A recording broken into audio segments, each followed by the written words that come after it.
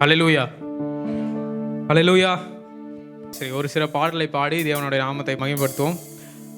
பாடுவோம், மகிழ்வோம், கர்த்தருடைய நாமத்தை நாம் கொண்டாடுவோம். ஆமென், ஹல்லேலூயா. நம்ம என்ன சொல்ல போகிறோம்? பாட போகிறோம். தேவனுடைய நாமத்தை உள்ளத்தின் ஆழத்திலிருந்து மகிழ்ச்சியாக கொண்டாட போகிறோம். ஆமென், ஹல்லேலூயா. சண்டே நம்ம சர்ச்சுக்கு வரது எப்படின்னா ஒரு செலிப்ரேஷன். ஆமென், ஹல்லேலூயா. 6 நாளும் நம்ம வேலை செய்கிறோம், 6 நாளும் நம்ம படிக்கிறோம், 6 நாளும் உலகத்திற்கு நம்ம டைமை ஸ்பெண்ட் பண்ணுறோம், உலகத்துக்கு நம்ம எனர்ஜியை கொடுக்குறோம். இந்த 7வது நாள் வந்து என்ன பண்ண போகிறோம்? தேவனுக்கென்று ஒரு சந்தோஷமாக மகிழ்ச்சியாக செலிப்ரேட் பண்ண போகிறோம். ஆமென், ஹல்லேலூயா. உற்சாகமாக பாடுவோமா? பாடுவோம், மகிழ்ந்து கொண்டாடுவோம். ஆமென், ஹல்லேலூயா. பாடுவோம், மகிழ்வோம், கொண்டாடுவோம், அப்பா சமூகத்தில் பாடி மகிழ்ந்து கொண்டாடுவோம். உற்சாகமாக பாடுவோம், மகிழ்வோம், கொண்டாடுவோம், அப்பா சமூகத்தில் பாடி மகிழ்ந்து கொண்டாடுவோம். அக்கினி மதில் நீரே, ஆறுதல் மழை நீரே, அக்கினி மதில் நீரே, ஆறுதல் மழை நீரே, இக்கட்டில் துணை நீரே, இருளில் வெளிச்சம் நீரே, இக்கட்டில் துணை நீரே, இருளில் வெளிச்சம் நீரே. நன்றி சொல்லுவோமா? நன்றி, நன்றி, நன்றி, நன்றி, நன்றி. பாடுவோம், மகிழ்வோம், கொண்டாடுவோம், அப்பா சமூகத்தில் பாடி மகிழ்ந்து கொண்டாடுவோம். கல்வாரி சிலுவையினால் என் சாபங்கள் உடைந்ததையா, கல்வாரி சிலுவையினால் என் சாபங்கள் உடைந்ததையா, ஆபிரகாமின் ஆசீர்வாதங்கள் இந்த அடிமைக்கு கிடைத்ததையா, ஆபிரகாமின் ஆசீர்வாதங்கள் இந்த அடிமைக்கு கிடைத்ததையா. நன்றி சொல்லுவோமா?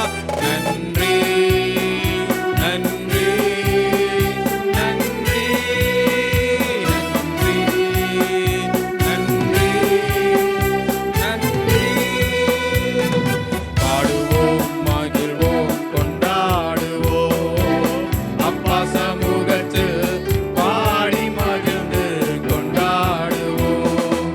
பாடுவோம், மகிழ்வோம், கொண்டாடுவோம், அப்பா சமூகத்தில் பாடி மகிழ்ந்து கொண்டாடுவோம். ஹல்லேலூயா. இயேசுவின் இரத்தத்தால் என்னை நீதிமானாய் மாற்றினீரே. ஆமென், ஹல்லேலூயா. தேவன் நம்முடைய இரத்தத்தினால நம்மை நீதிமானாய் மாற்றியிருக்கிறார். உற்சாகமா சொல்லுவோமா? உற்சாகமா கரங்களை தட்டி. இயேசுவே உம் இரத்தத்தால் என்னை நீதிமானாய் மாற்றினீரே.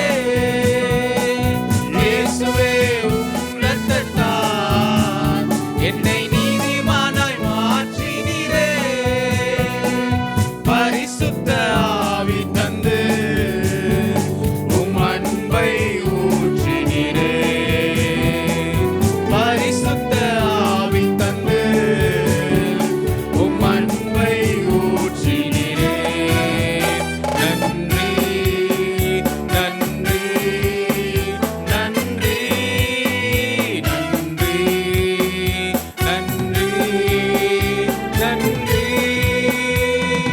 பாடுவோம், மகிழ்வோம், கொண்டாடுவோம், அப்பா சமூகத்தில் பாடி மகிழ்ந்து கொண்டாடுவோம்.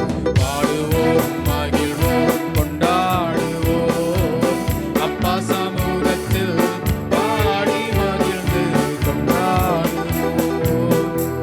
ஹல்லேலூயா. எனக்கு ஒரு சின்ன கதை ஒன்று ஞாபகம் வருது. என்னன்னா, ஒரு ஊரில் வந்து ஒரு வாலிப பையன் தான். அவன் வந்து அந்த ஊர்லேயே ஒரு சக்ஸஸ்ஃபுல்லான பர்சனை எப்படியாவது மீட் பண்ணி அவனும் ஒரு பெரிய சக்ஸஸ்ஃபுல்லான பர்சன் ஆகணும்னு ஆசைப்பட்டான். அந்த ஊரில் வந்து ஒரு ராபர்ட் அப்படின்றவர் வந்து ரொம்ப பெரிய சக்ஸஸ்ஃபுல்லான பர்சனா. சரி, ஓகே, அவர் எப்படியாவது மீட் பண்ணணும், அவர்கிட்ட எப்படி அவர் பெரிய ஆளானாரு, அவர் எப்படி இவ்வளோ பெரிய ஆளானாரு அப்படின்னு சொல்லி அவர் தெரிஞ்சுக்கணும்னு ஆசைப்பட்டான். அவர் வந்து வழக்கமாக என்ன பண்ணுவாராம், வெள்ளிக்கிழமைனா ஒரு இடத்துல போயிட்டு மீன் பிடிக்கிறது அவரோட வழக்கமாக, அவர் ஒரு ஹாபின்னு வச்சுக்கோங்களேன். வழக்கமாக ஒரு இடத்துல போய் மீன் பிடிப்பாராம். அவர் என்ன பண்ணுவாராம், போயிட்டு அந்த மீன் பிடிக்கிற இடம் எப்படி இருக்குன்னா ஒரு சின்ன ஒரு பாலமாக இருக்கும், அந்த மலையில் உட்காந்து அவர் மீன் பிடிப்பாராம். எப்பயுமே அதான் அவருக்கு வழக்கமாக. சரி ஓகே, எப்படியாவது இந்த ஃப்ரைடே வந்து அவரை போய் மீட் பண்ணிடலாம்னு சொல்லிட்டு இந்த பையன் போயிட்டு அவருக்கு பக்கத்தில் போய் உட்காந்துட்டு நீங்கள் எப்படி இவ்வளோ சக்ஸஸ்ஃபுல்லாக ஆனீங்க, நீங்கள் சொல்லுங்கள், அப்போ தான் நானும் சக்ஸஸ்ஃபுல்லாக ஆக முடியும் அப்படின்னு அந்த பையன் கேட்டான். இந்த ராபர்ட் என்ன பண்ணாரா, அவனை ஒரு பக்கம் திரும்பி பார்த்துட்டு டக்குன்னு தண்ணியில் தள்ளி விட்டான். தண்ணியில் தள்ளி விட்டுட்டு அவனுக்கு நீச்சல் தெரியாது, ஒன்றும் தெரியாது. அவன் அப்படியே தத்தளிச்சு மேலே வரானா, மேலே ஏறும்போது திருப்பி தலையை அமுக்கி விட்டுறான் தண்ணிக்குள்ளே. அவன் 2வது வாட்டி மேலே வரானா அப்பயும் பிடிச்சி தள்ளி விட்டுறான். 3வது வாட்டி மேலே வரும்போது இதுக்கு மேலே இவன் விட்டா செத்துருவான் அப்படின்னு சொல்லிட்டு அவர் தலையை பிடிச்சி எடுத்து மேலே உட்கார வச்சிடான். அவன் அப்படியே ஒரு பயந்து போய் அவனுக்கு என்ன பண்ணுறதுன்னு தெரியாமல், ஏன் இப்படி தான் பண்ணுறீங்க, நான் கேள்வி தானே கேட்டேன், முடிஞ்சு தெரிலன்னு சொல்ல வேண்டியது என்ன அப்படின்னு சொல்லி பயந்துட்டான் அவன். அப்போ அவர் சொன்னாராம், நீ வந்து உனக்கு நீச்சல் தெரியாது, ஆனால் ஒவ்வொரு முறையும் எப்படியாவது தப்பிச்சிடணும் அப்படின்னு சொல்லி மேலே ஏஞ்சிக்கிறல, எப்படியாவது ஒரு வாட்டியாவது நான் தப்பிச்சிருவேன் அப்படின்ற ஒரு நம்பிக்கையோட மேலே ஏஞ்சி வரல, நான் என்னதான் தள்ளினாலும் திருப்பி மேலே வரதுக்கு நீ முயற்சி பண்ணுறல, அந்த முயற்சி தான் சக்ஸஸ்க்கான வழி அப்படின்ற மாதிரி சொன்னாராம். உன்னோட கடைசி மூச்சை வச்சாது நான் தப்பிச்சிருவேன்ற ஒரு நம்பிக்கையோடு இருக்க பார்த்தியா, அதுதான் சக்ஸஸ்க்கான முயற்சி. சக்ஸஸ் அடையணும்னா நீ அந்த அளவுக்கு போறனா மட்டும்தான் முடியும் அப்படின்னு சொல்லி அந்த ராபர்ட் சொன்னாராம். இது நான் ஏன் சொல்ல வரேன்னா, தேவனை அந்த அளவுக்கு நம்ம கடைசி மூச்சு வரைக்கும் விடாமல் நம்ம தொடரணும். ஆமென், ஹல்லேலூயா. அப்போ மட்டும்தான் நம்மளால சக்ஸஸ்ஃபுல்லாக பரலோகம் போய் சேர முடியும். அந்த கடைசி மூச்சு வரைக்கும், இன்னைக்கு தான் கடைசி நாளாக இருந்தால் நான் என்ன பண்ணுவேன், தேவனுக்கு நான் எப்படி நான் எழும்பி நிற்பேன்ற ஒரு எண்ணத்தோடு நம்ம வாழும்போது, அப்படிதான் அநேக ஊழியக்காரர்கள், அநேக சீஷர்கள்லாம் இருந்தாங்க. அப்படி இருந்ததுனால தான் அவங்க சக்ஸஸ்ஃபுல்லாக இருந்தாங்க. ஹல்லேலூயா. நம்மளும் அந்த மாதிரி தான் கடைசி மூச்சு வரைக்கும் தேவனுக்கு, ஒருவேளை இந்த நிமிஷம் நான் இறந்துட்டேன்னா என்ன பண்ணுவேன், தேவனுக்கு சமூகத்தில் போய் நிற்பனா அப்படின்ற ஒரு எண்ணத்தோடு நம்ம வாழும்போது தேவனுக்கென்று நம்ம எழும்புவோம், தேவனுக்கென்று பிரகாசிப்போம். கண்டிப்பாக தேவன் நம்மளை அவருடைய சக்ஸஸ்ஃபுல்லான ஒரு லைஃப்பில் நடத்துவார். ஆமென், ஹல்லேலூயா. அந்த சின்ன பையனுக்கு அவர் அந்த ராபர்ட் ஒரு சின்ன ஒரு பாடம் தான் கற்றுக் கொடுத்தாரு. அதே போல் தேவன் நமக்கு பெரிய ஒரு எக்ஸாம்பிளை விட்டுட்டு போயிருக்காரு. ஹல்லேலூயா. அவரே ஒரு பெரிய மாடலாக, ஒரு ரோல் மாடலாக, ஒரு எக்ஸாம்பிளாக விட்டுட்டு போயிருக்காரு. அவர் பிதாவோட எப்பொழுதும் பேசிக்கிட்டே இருந்தார். அதனால் அவர் சக்ஸஸ்ஃபுல்லாக, அவர் இங்கே எதுக்கு வந்தாரோ அந்த சக்ஸஸ்ஃபுல்லான காரியத்தை முடிச்சார். ஹல்லேலூயா. நம்மளும் அதே போல் தேவனோடும் நம்ம ஐக்கியமாக இருக்கும்போது நம்மளும் சக்ஸஸ்ஃபுல்லாக இந்த ஓட்டத்தை முடிப்போம், பரலோகம் போய் சேருவோம். ஆமென், ஹல்லேலூயா. நம்ம என்ன சொல்ல போகிறோம், ஏசப்பா நாங்கள் உண்மைதான் நோக்கி பார்க்கிறோம். ஆமென், ஹல்லேலூயா. நம்ம என்ன பண்ண போகிறோம், தேவனையே நோக்கி பார்க்க போகிறோம். நம்ம ஒரு நாளும் வெட்கமடைய போகிறது கிடையாது. ஆமென், ஹல்லேலூயா. எந்த மாதிரியான சூழ்நிலை இருந்தாலும் தேவன் நம்மை நடத்த ஒரு வல்லவராக இருக்கிறார். உற்சாகமாக பாடுவோமா? உம்மைத்தான் நான் பார்க்கிறேன், பிரகாசம் அடைகின்றேன். உற்சாகமாய் பாடுவோம். உம்மைத்தான் நான் பார்க்கிறேன், பிரகாசம் அடைகின்றேன், அவமானம் அடைவதில்லை, அப்பா நான் உமது பிள்ளை, அவமானம் அடைவதில்லை, அப்பா நான் உமது பிள்ளை, அப்பா நான் உமது பிள்ளை, ஒரு நாளும் அவமானம் அடைவதில்லை, அப்பா நான் உமது பிள்ளை, ஒரு நாளும் அவமானம் அடைவதில்லை. கண்கள் நீதிமானை பார்க்கின்றன, செவிகள் மன்றாட்டை கேட்கின்றன. கண்கள் நீதிமானை பார்க்கின்றன, செவிகள் மன்றாட்டை கேட்கின்றன. இடுக்கண் நீக்கி விடுவிக்கிறீர், இடுக்கண் நீக்கி விடுவிக்கிறீர், இறுதி வரை நடத்தி செல்வார். நம்மை நடத்தி செல்வார், இறுதி வரை உற்சாகமாய் சொல்வோமா? நடத்தி செல்வீர். இனிமே நமக்கு அவமானம் அடைவதில்லை. சொல்வோமா? அப்பா நான் உமது பிள்ளை. சத்தம் உயரட்டும். அவமானம் அடைவதில்லை, அப்பா நான் உமது பிள்ளை. உள்ளத்தின் ஆழத்திலிருந்து அப்பா நான் உமது பிள்ளை, ஒரு நாளும் அவமானம் அடைவதில்லை.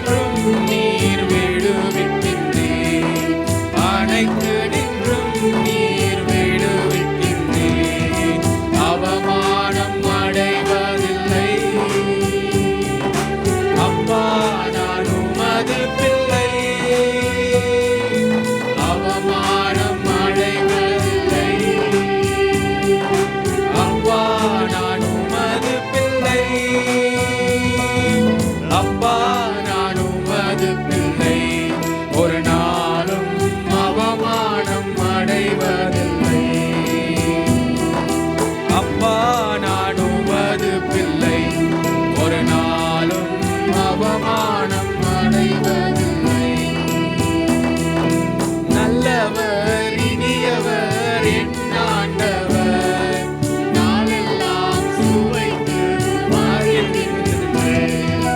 நல்லவர் இனியவர் என் ஆண்டவர், நாளெல்லாம் சுவைத்து மகிழ்கின்றேன். உண்மையாய் கர்த்தரை தேடும் எனக்கு, உண்மையாய் கர்த்தரை தேடும் எனக்கு ஒரு நன்மையும் குறைவதில்லையே, ஒரு நன்மையும் குறைவதில்லை. சத்தத்தை உயர்த்தி அவமானம் அடைவது எதினால்?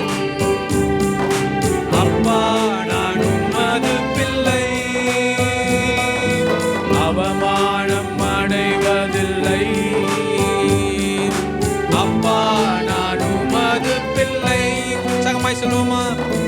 அப்பா நான் உமது பிள்ளை, ஒரு நாளும் அவமானம் அடைவதில்லை. அப்பா நான் உமது பிள்ளை, ஒரு நாளும் அவமானம் அடைவதில்லை. துதிப்போய் ஸ்தோத்தரிப்பேன் வேளையும், நன்றி கீதம் என்னாலும் என் நேரமும். துதிப்பேன் ஸ்தோத்தரிப்பேன் எவ்வேளையும், நன்றி கீதம் என்னாவில் என் நேரமும். என் ஆத்துமா கர்த்தருக்குள் மேன்மை பாராட்டும், என் ஆத்துமா கர்த்தருக்குள் மேன்மை பாராட்டும். அகமகிழ்வார்கள் துன்பப்படுவோர், அகமகிழ்வார்கள் துன்பப்படுவோர் அவமானம் அடைவதில்லை. அப்பா நான் உமது பிள்ளை, அவமானம் அடைவதில்லை. அப்பா நான் உமது பிள்ளை, அப்பா நான் உமது பிள்ளை, ஒரு நாளும் அவமானம் அடைவதில்லை. அப்பா நான் உமது பிள்ளை, ஒரு நாளும் அவமானம் அடைவதில்லை. ஹல்லேலூயா, ஹல்லேலூயா. இந்த பாடல பார்த்தீங்கன்னா அவர் நல்லவர் இனியவர் என் ஆண்டவர் அப்படின்னு ஒரு வார்த்தைகள். ஆமென், ஹல்லேலூயா. தேவனை ருசிக்கும் போது, தேவனுடைய அன்பை ருசிக்கும் போது நம்ம அவருக்காக என்ன வேணா செய்வோம். ஆமென், ஹல்லேலூயா. அவருக்காக எழும்பி பிரகாசித்த எல்லாருமே பார்த்தீங்கன்னா அவருடைய அன்பை ருசிச்சாங்க. ஹல்லேலூயா. யோசுவா பார்த்தீங்கன்னா யோசுவாவில் யாத்ராகமத்தில் 33:11 பார்த்தீங்கன்னா அவர் வந்து ஆசரிப்பு கூடாரத்தை விட்டு பிரியாது இருந்தார் அப்படின்னு ஒரு வசனம் இருக்கும். சின்ன வயசுல ஒரு வாலிபனாகிய அந்த யோசுவா வந்து ஆசரிப்பு கூடாரத்தை விட்டு பிரியவே இல்லை. ஏன் அப்படின்னு பார்த்தீங்கன்னா ஃபர்ஸ்ட் வந்து அந்த அதில் பார்த்தீங்கன்னா ஒரு மேகம் வந்து ஆண்டவர் வந்து என்ன பண்ணுவார்னா மோசே கிட்ட முகமுகமாய் பேசுவார், ஒரு ஸ்நேகிதனோட பேசுகிற மாதிரி அவர் பேசுவார். அதை வந்து யோசுவா பார்த்துக்கிட்டே இருப்பார். அங்கே இருக்க எல்லா ஜனங்களும் பார்ப்பாங்க, அந்த இஸ்ரவேல் ஜனங்கள் எல்லாருமே பார்ப்பாங்க, யோசுவாவும் அந்த இடத்துல பார்ப்பார். ஆனால் அவர் அந்த பார்த்த மாற்றத்துலேருந்து அவருக்குள்ள ஒரு சந்தோஷம் வந்துடும். அவர் என்ன பண்ணுவார், அந்த கூடாரத்தை விட்டு அவர் பிரியவே இல்லை. நூனின் குமாரான ஆகிய யோசுவா பார்த்தீங்கன்னா ஒரு சக்ஸஸ்ஃபுல் பர்சனாக இருந்தார். ஹல்லேலூயா. அவர் யோர்தனை தாண்டினார், எரிகோ முறியடிச்சார், ஆயி பட்டணத்தை இது பண்ணார். அநேக சக்ஸஸ். உங்களையும் தேவன் அப்படியே மாற்றும்படியாக தான் அழைத்திருக்கிறார். ஹல்லேலூயா. எத்தனையோ பசங்க இருக்காங்க, எத்தனையோ வாலிபர்கள் இருக்காங்க, அவங்க இந்த சண்டேஸை வந்து ஒரு ஹாலிடேவாக ஸ்பெண்ட் பண்ணுறாங்க. ஆனால் நீங்களும் நானும் என்ன பண்ணுறோம், இந்த ஹோலிடேவாக கன்சிடர் பண்ணி இந்த ஹோலிடேல வந்து தேவனுக்கென்று நம்ம சமூகத்தில் நம்ம டைம் ஸ்பெண்ட் பண்ணுறோம். இன்னும் அதிகமாக நம்ம டைம் ஸ்பெண்ட் பண்ணும்போது, இந்த வாலிப வயசில் நீங்கள் டைம் ஸ்பெண்ட் பண்ணும்போது உங்களோட லைஃப்பில் பிஸி டைமில் தேவன் உங்களுக்காக இறங்கி வந்து உங்களை சக்ஸஸ்ஃபுல் பர்சனாக மாற்றுவார். எத்தனை பேர் ஆமேன் சொல்கிறீங்க? ஆமேன், ஹல்லேலூயா. எழும்பி நின்று அவர் நல்லவர், அவர் இனியவர், அவர் என் ஆண்டவர். ஆமேன், ஹல்லேலூயா. அவர் உங்களுக்கும் எனக்கும் ஆண்டவர். அவரை ருசிக்கும் போது தேவன் உங்களை சக்சஸ்ஃபுல் பர்சனாக மாற்றுவாங்க. நம்ம அந்த விசுவாசத்தோடு பாடுவோமா? நல்லவர் இனியவர் என் ஆண்டவர், நாளெல்லாம் சுவைத்து மகிழ்கின்றேன். உங்கள் சத்தமாக உயர்த்தும். என் ஆண்டவர், நாளெல்லாம் சுவைத்து மகிழ்கின்றேன். தேடுவேன் சொல்லுவோமா? உண்மையாய் கர்த்தரை தேடும் ஒரு நன்மையும் குறைவதில்லை. மீண்டுமாய் சொல்லுவோமா? ஒரு நன்மையும் குறைவதில்லை, அவமானம் அடைவதில்லை. அப்பா நான் உமது பிள்ளை. வாய்களை திறந்து சொல்லுவோமா? அவமானம் அடைவதில்லை. சத்தம் உயரட்டும். அப்பா நான் உமது பிள்ளை. அப்பா நான் உமது பிள்ளை. ஒரு நாளும் அவமானம் அடைவதில்லை. மீண்டுமாய் அப்பா நான் உமது பிள்ளை. ஒரு நாளும் அவமானம் அடைவதில்லை. இப்பொழுதும் கர்த்தருடைய வார்த்தையை நம்ம கேட்க போகிறோம். உற்சாகத்தோடு கூட நாம் காணப்படுவோம். கர்த்தர் உங்களை ஆசீர்வதிப்பாராக. ஹல்லேலூயா. சத்தத்தை உயர்த்தி ஆமேன். எல்லாம் உற்சாகமாக இருக்கீங்களா? கர்த்தர் நல்லவர், அவர் கிருபை என்றும் உள்ளது. அப்படியே தலைகளை தாழ்த்தி ஒரு விசை, ஆண்டவரே மத்தியான வேளையிலும் எங்களோடு நீர் பேசுவீராக. உள்ளத்திலிருந்து நீங்கள் கேளுங்க. ஏன்னா ஆண்டவர் தான் இந்த இடத்திலிருந்து உங்களோடு பேச அவர் வந்திருக்கிறார். அவருடைய வார்த்தை ஜீவன் உள்ளது, இருபுறமும் கருக்குள்ள பட்டயமாக இருக்கிறது என்று பரிசுத்த வேதாகமம் சொல்லியிருக்கிறது. அந்த வார்த்தையை தியானிக்கும் பொழுதும் அதை உட்கொள்ளும் பொழுதும் நமக்குள்ளே ஒரு பரிசுத்தம் உண்டாக வேண்டும். ஹல்லேலூயா. தேவனே, நீர் பரிசுத்தமுள்ள தேவனாக இருக்கிறபடினாலே நம்முடைய வார்த்தையினாலே எங்களை நீர் பரிசுத்தப்படுத்துகிறதற்காக உமக்கு கோடான கோடி ஸ்தோத்திரம். உம்முடைய கிருபை நிறைந்த பிரசன்னத்தில் அடியாலையும் உம்முடைய வசனத்தை கேட்கிற உம்முடைய சனத்தையும் இந்த மத்தியான வேளையில் ஒப்பு கொடுக்குறோம் ஐயா. நீங்கள் கிருபை தாங்க. இந்த வசனத்தின் வார்த்தைகள் அவர்களுக்குள்ளே போய் கிரியை செய்து அது 30, 60, 100 பலன் கொடுக்க என் தேவனாகிய கர்த்தர் நீர் உதவி செய்ய போவதற்காக உமக்கு கோடான கொடி ஸ்தோத்திரம், ஸ்தோத்திரம், ஸ்தோத்திரம். நீர் பேசும் நாங்கள் கேட்கிறோம். எல்லா துதிகன மகிமை உமக்கே. கிறிஸ்து இயேசுவின் நாமத்தில் செபிக்கிறோம் ஜீவனுள்ள நல்ல பிதாவே. ஆமேன், ஆமேன். ஹல்லேலூயா. கர்த்தர் நமக்கு இந்த வருஷத்திலும் கொடுத்த வேத வாக்குத்தத்தத்தை எடுத்து வைத்துக் கொள்வோம். ஏசாயா 49 அதிகாரம் 3 வேத வசனத்தின் நடுப்பகுதியில், அவர் என்னை நோக்கி, நீ என் தாசன் இஸ்ரவேலே, நான் உன்னில் மகிமைப்படுவேன் என்றார். நான் உன்னில் மகிமைப்படுவேன் என்று ஆண்டவர் சொல்லியிருக்கிறார். அல்லேலூயா. இந்த வார்த்தையை யாரெல்லாம் ரொம்ப அதிகமாக விசுவாசிக்கிறீங்க? நான் விசுவாசிக்கிறேன். ஆண்டவர் இந்த வருஷத்தில் இந்த வார்த்தையின்படியே என்னில் ஆண்டவர் மகிமைப்படுவார் என்று நான் விசுவாசிக்கிறேன். விசுவாசித்தவனுக்கு தான் ஆண்டவர் சொல்லியிருக்கிறார் எல்லாம் கூடும் என்று. ஸோ நம்ம விசுவாசிக்கும் பொழுது தான் அந்த வார்த்தைகள் நமக்குள்ளே மகிமைப்படுவதையும் நாம் அவரை மகிமைப்படுத்துவதையும் அறிந்து கொள்ள முடிகிறது. ஏசாயா தீர்க்கதரிசி சொல்லியிருக்கிறார், அவர் என்னை நோக்கி, நீ என் தாசன் இஸ்ரவேலே. இந்த இடத்துல இஸ்ரவேலே என்ற இடத்துல உங்கள் பேரை போட்டு நீங்கள் வாசித்து பார்த்தீங்கன்னா, நான் உன்னில் மகிமைப்படுவேன். மேரி, நான் உன்னில் மகிமைப்படுவேன். ஆண்டவர் சொல்லுகிறதை போல இந்த நாளிலும் ஆண்டவருடைய வார்த்தை நம்மளை பார்த்து பேசி கொண்டிருக்கிறது. கர்த்தர் நம்மில் மகிமைப்பட நாம் என்ன செய்ய வேண்டும்? நாம் செய்ய வேண்டிய காரியம் என்ன? நான் உன்னில் மகிமைப்படுவேன் என்று சொல்லியிருக்கிறாரே. அப்போது அவர் நம்மில் மகிமைப்படணும்னா நாம் என்ன செய்ய வேண்டும் என்று வேதம் சொல்லுகிறது. எடுத்துக்கொள்வோம். ஏசாயா தீர்க்கதரிசியின் புஸ்தகம் 60 அதிகாரம் 1 வேத வசனத்தில் இப்படியா சொல்லப்பட்டிருக்கிறது, எழும்பி பிரகாசி, உன் ஒளி வந்தது, கர்த்தருடைய மகிமை உன்மேல் உதித்தது. கர்த்தருடைய மகிமை உன்மேல் உதித்தது என்று எழுதப்பட்டிருக்கிறது. எழும்பி பிரகாசித்தால்தான் தேவன் நம்மிலே மகிமைப்படுவார்.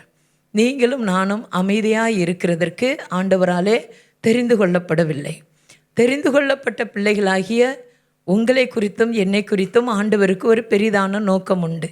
இந்த நோக்கத்தையும் தேவ சித்தத்தையும் தேவனுடைய அல்லது பரலோக திட்டத்தையும் நாம் நன்றாய் அறிந்தவர்களாய் நாம் ஒவ்வொருவரும் அதை புரிந்து கொண்டால் தேவன் என் மேலே என் மூலமாய் மகிமைப்படுவேன்னு சொல்லியிருக்கிறாரே, அப்போ நான் எழும்பி பிரகாசிக்க வேண்டும் என்று சொல்லி நமக்குள்ளே நாம தான் தட்டி எழுப்ப வேண்டும். நம்முடைய ஆத்துமாவை, நம்முடைய சரீரத்தின் அவயங்களை நாம் தட்டி எழுப்புகிறவர்களாக இருக்க வேண்டும். இங்கே தீர்க்கதரிசி சொல்லுகிறார், எழும்பி பிரகாசி, உன் ஒளி வந்தது.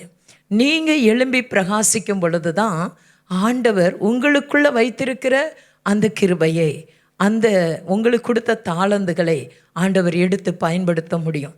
எழும்பாத ஒருவனை கொண்டு எந்த ஒரு காரியத்தையும் செய்ய முடியாது. இப்போ ஸ்கூலில் படிக்கிற பிள்ளைங்களுக்கு டீச்சர்ஸ் சொல்லுவாங்க, அட்வைஸாக சொல்லுவாங்க, நீ நல்லா படித்தாதான் இந்த 10th நல்ல மார்க் எடுக்க முடியும், ரொம்ப ஹார்ட் ஒர்க் பண்ணு, விழித்திருந்து நீ நல்லா அதிகமாக ஹார்ட் ஒர்க் பண்ணினா தான், எழுதி எழுதி பார்த்தாதான், குறிப்பாக மேக்ஸில் 100 எடுக்கணும்னா நீ சம் போட்டு பார்த்துக்கிட்டே இருக்கணும், அந்த ஈக்குவேஷன் எல்லாம் கரெக்டாக போடணும், அப்படி நீ போட்டு ப்ராக்டிக்கலாக நீ பண்ணிக்கிட்டே இருக்கும்போது உன்னால் எல்லா சமயம் அட்டன் பண்ண முடியும், நீ மேக்ஸில் 100 வாங்க முடியும் என்று சொல்லி டீச்சர்கள் ஸ்டூடெண்ட் எல்லாம் என்ன செய்வாங்க, உற்சாகப்படுத்துவாங்க. எதற்காக? அந்த பிள்ளை எப்படியாவது பாஸ் பண்ணணும். ஏன் சப்ஜெக்டில், அதாவது அந்த மேக்ஸ் டீச்சர் என்ன நினைப்பாங்க, ஏன் சப்ஜெக்டில் இவ்வளோ மார்க் எடுக்கணும், 100க்கு 100 எடுக்கணும். தமிழ் டீச்சர் என்ன நினைப்பாங்க, ஏன் சப்ஜெக்டில் அந்த பிள்ளை நல்ல மார்க் எடுக்கணும். இங்கிலீஷ் டீச்சர், அப்படி ஒவ்வொரு சப்ஜெக்ட் உள்ள டீச்சரும் அவங்க நினைப்பாங்க. எதற்காக? நீங்கள் நல்லா இருந்தீங்கன்னா, நீங்கள் அதிக மார்க் எடுத்தீங்கன்னா அது யாருக்கு லாபம்? ஒன்று ஸ்கூலுக்கு, 2வது யாருக்கு? உங்கள் பெற்றோருக்கு, 3வது யாருக்கு? உங்கள் எதிர்கால வாழ்க்கைக்கு. ஹல்லேலூயா. அதே போல தான் கர்த்தர் நம்மளை மகிமைப்பட வேண்டுமே ஆனால் நாம் என்ன செய்ய வேண்டுமா?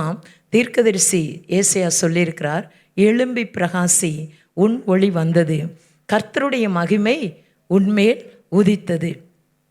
எழும்பி பிரகாசிக்கும் போது, எழும்பி பிரகாசிக்கிறதற்காகவே கர்த்தர் நம்மை உருவாக்கி இருக்கிறார். நம்மை உருவாக்கின ஆண்டவர் எப்படிப்பட்டவர்? நம்ம எல்லாருக்கும் தெரியும், அவர் ஜோதிகளின் பிதா. அவர் வசிக்கிற இடத்திலே, மகிமை பொருந்தின இடத்திலே வசிக்கிறார். அவருக்குள் மகிமை இருக்கிறது. அப்போ அவர் ஜோதிகளின் பிதாவாக இருக்கிறது போல அவர் மகிமைக்குள்ளே வாசம் பண்ணி கொண்டிருக்கிறபடினாலே, துதிகளின் மத்தியிலே வாசம் பண்ணி கொண்டிருக்கிறபடினாலே தான் ஆண்டவர் உங்களையும் என்னையும் அவரை போல மாற்றும்படி தான் அவர் சாயலை நமக்குள்ளே வைத்து நம்மை உண்டாக்கி வைத்தார். மற்ற மிருக ஜீவன்களுக்கெல்லாம் அவருடைய சாயல் வெளிப்படவில்லை. அதெல்லாம் ஒரு வார்த்தையினாலே உண்டாக்கினார். ஆனால் சொன்னார், உண்டாயிற்று. ஆனால் உங்களையும் என்னையும் குறித்து தான் ஆண்டவர் மிகுந்த அக்கறை உள்ளவராய், என் சாயலை போல என் மகன் இருக்க வேண்டும் என்று சொல்லி ஆண்டவருடைய சாயல், இப்போ நீங்கள் எந்த சாயல் இருக்கிறீங்களோ அப்படி தான் உங்களை உண்டாக்கினவர் இருக்கிறார் என்று நீங்கள் அறிந்து புரிந்து கொண்டால் நீங்கள் எழும்பி கர்த்தருக்காக பிரகாசிப்பீங்க. ஏன்னா உங்கள் தேவனானவர் அவர் மகிமையின் தேவனானவர், அவர் வல்லமையின் தேவனானவர், அது மாத்திரமல்ல ஜோதிகளின் பிதாவாகிய தேவனானவர். அந்த தேவனுக்காக நீங்களும் நானும் எழும்பி பிரகாசிக்க வேண்டும் என்று தீர்க்கதரிசியாகிய ஏசாயா சொல்லியிருக்கிறார். ஸோ நம்ம எழும்பி பிரகாசிக்க வேண்டுமானால் நாம் என்ன செய்ய வேண்டும்? முதல்ல தேவனுடைய மகிமை நமக்குள்ளே வர வேண்டுமென்றால் நாம் எழும்பி பிரகாசிக்க வேண்டும். நாம் எழும்பி பிரகாசிக்க வேண்டுமென்றால் நாம் செய்ய வேண்டிய அடிப்படையான காரியம் எது என்று வேதம் சொல்லுகிறது என்றால், 2 நாளாகமும் 7ஆம் அதிகாரம் 2வது தேவ வசனத்தை எடுத்து வைத்துக் கொள்ளுவோம். 2 நாளாகமத்தின் புஸ்தகம் 7ஆம் அதிகாரம் 2வது வேத வசனம் இப்படியா சொல்லுகிறது, கர்த்தருடைய மகிமை கர்த்தருடைய ஆலயத்தை நிரப்பினதால் ஆசாரியர்களால் கர்த்தருடைய ஆலயத்துக்குள் பிரவேசிக்க கூடாது இருந்ததாம். கர்த்தருடைய மகிமை கர்த்தருடைய ஆலயத்தை நிரப்பிருச்சு.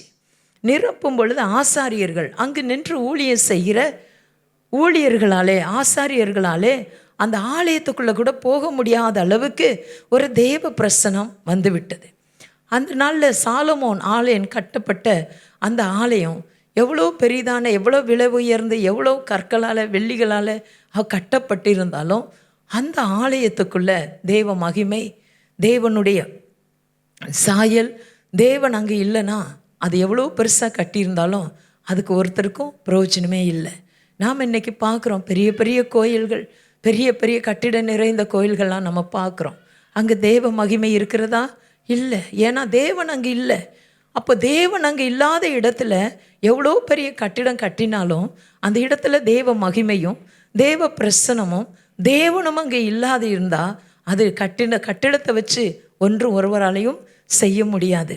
ஒரு சரீரத்துக்கு, நம்முடைய சரீரத்துக்கு எப்படி ஜீவன் முக்கியமானதாக இருக்கிறதோ அதே போல் நம்முடைய சரீரம் ஆண்டவருடைய ஆலயமாக இருக்கிறபடினாலே, மகிமை பொருந்தின தேவனுடைய ஆலயமாக இருக்கிறபடினாலே, இந்த மகிமை நிறைந்த நம்முடைய சரீரத்துக்குள்ளே அவருடைய மகிமையினாலே நிரப்பப்பட நாம் என்ன செய்யணும்?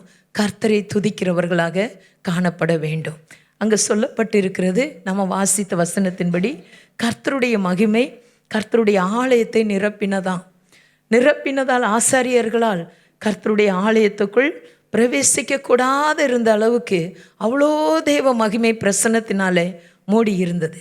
நாம் எத்தனை வருஷ கிறிஸ்தவர்களாக இருந்தாலும், எவ்வளவு கர்த்தருக்காக காணிக்கை கொடுத்தாலும், இல்லை எவ்வளோதான் ஊழியம் செஞ்சாலும், தேவன் நமக்குள்ளே இல்லைன்னா நம்ம கொடுக்குற காணிக்கையும் ஒன்றுமில்லை, நம்ம செய்கிற ஊழியமும் ஒன்றுமில்லை, நாம் கர்த்தருக்காக ஜீவிக்கிறதும் ஒன்றுமே இல்லை. நாம் கர்த்தருக்குள்ளே இருக்கோம் அப்படிங்கிறத நாம் எப்படி அறிந்து கொள்ள முடியும்?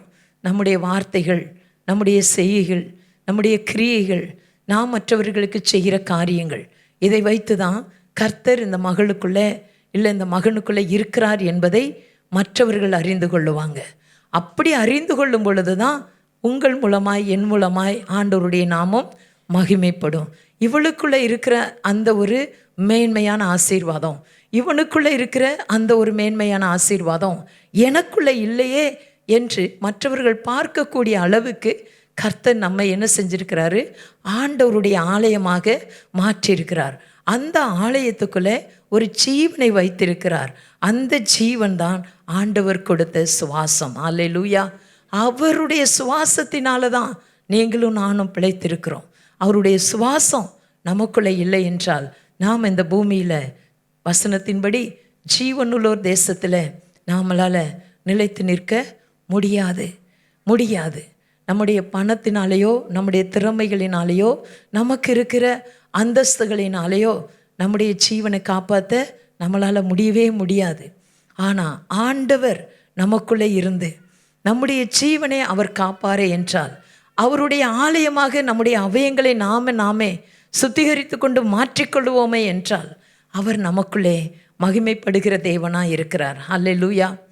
வேதத்தில் நம்ம பார்க்கிறோம், அறிந்திருக்கிறோம். ஏலியின் குடும்பத்தை குறித்து உங்கள் எல்லாருக்கும் நல்லா தெரியும். அந்த ஏலிக்குடைய வயசு 98 வயசு. பெலிஸ்தியர்கள் இந்த தேவனுடைய பெட்டியை பிடித்து கொள்ளும்படி, தேவ ஜனங்களை பிடித்து கொள்ளும்படி அவங்க யுத்தத்துக்கு வந்து விட்டார்கள். அப்பொழுது ஏலியின் மகனாகிய ஓப்பினியும் பிணைக்காசும் அவங்க அந்த தேவனுடைய பெட்டியை சுமந்து கொண்டு இருக்கிறாங்க. அவங்க சுமந்து கொண்டு இருக்கும்போது பெலிஸ்தியர்கள் வந்து அவர்களையும் அடித்து கொன்றுவிட்டு தேவனுடைய பெட்டியும் எடுத்து கொண்டு போய்விட்டார்கள். இதை கேட்ட அந்த இடத்துல இருந்த ஒரே ஒரு வாலிபன் ஓடி வந்து ஏலிகிட்ட வந்து சொல்கிறார். ஏலி தேவனுடைய ஆலயத்தில் இருக்கிற ஒரு ஆசாரிய ஊழியத்தை செய்கிற தேவனுடைய தாசன். அவரிடத்தில் வந்து சொல்லுகிறார், இது மாதிரி தேவனுடைய பெட்டியை பெலிஸ்தியர்கள் கைப்பற்றி கொண்டு போயிட்டாங்க, பிடித்து கொண்டு எடுத்துக்கொண்டு போய்விட்டாங்க. அதனால உங்களுடைய பிள்ளையாகிய பிணைக்காசும் ஒப்பினையும் அவன் இறந்து விட்டாங்க என்று சொல்லும் பொழுது, இந்த வார்த்தையை கேட்ட உடனே ஏலியால் தாங்கவே முடியலை. ஒரு பக்கம் 2 பிள்ளைகளையும் அறிக்கை கொடுத்துட்டாரு, இன்னொரு பக்கம் தேவனுடைய பெட்டியும் அவங்களை விட்டு போயிடுச்சு. அப்போ தேவனுடைய பெட்டி போனதுனால அவனும் மரித்து விடுகிறார், அந்த ஏலி தாத்தாவும். அப்பொழுது அவருக்கு வயது 98 என்று வேதம் சொல்லுகிறது. அதை கேட்ட இந்த பிணைக்காசுடைய மனைவி அந்த நேரத்தில் நிறை மாத கர்ப்பிணியாக இருக்கிறாங்க, கர்ப்பவதியாக இருக்கிறாங்க.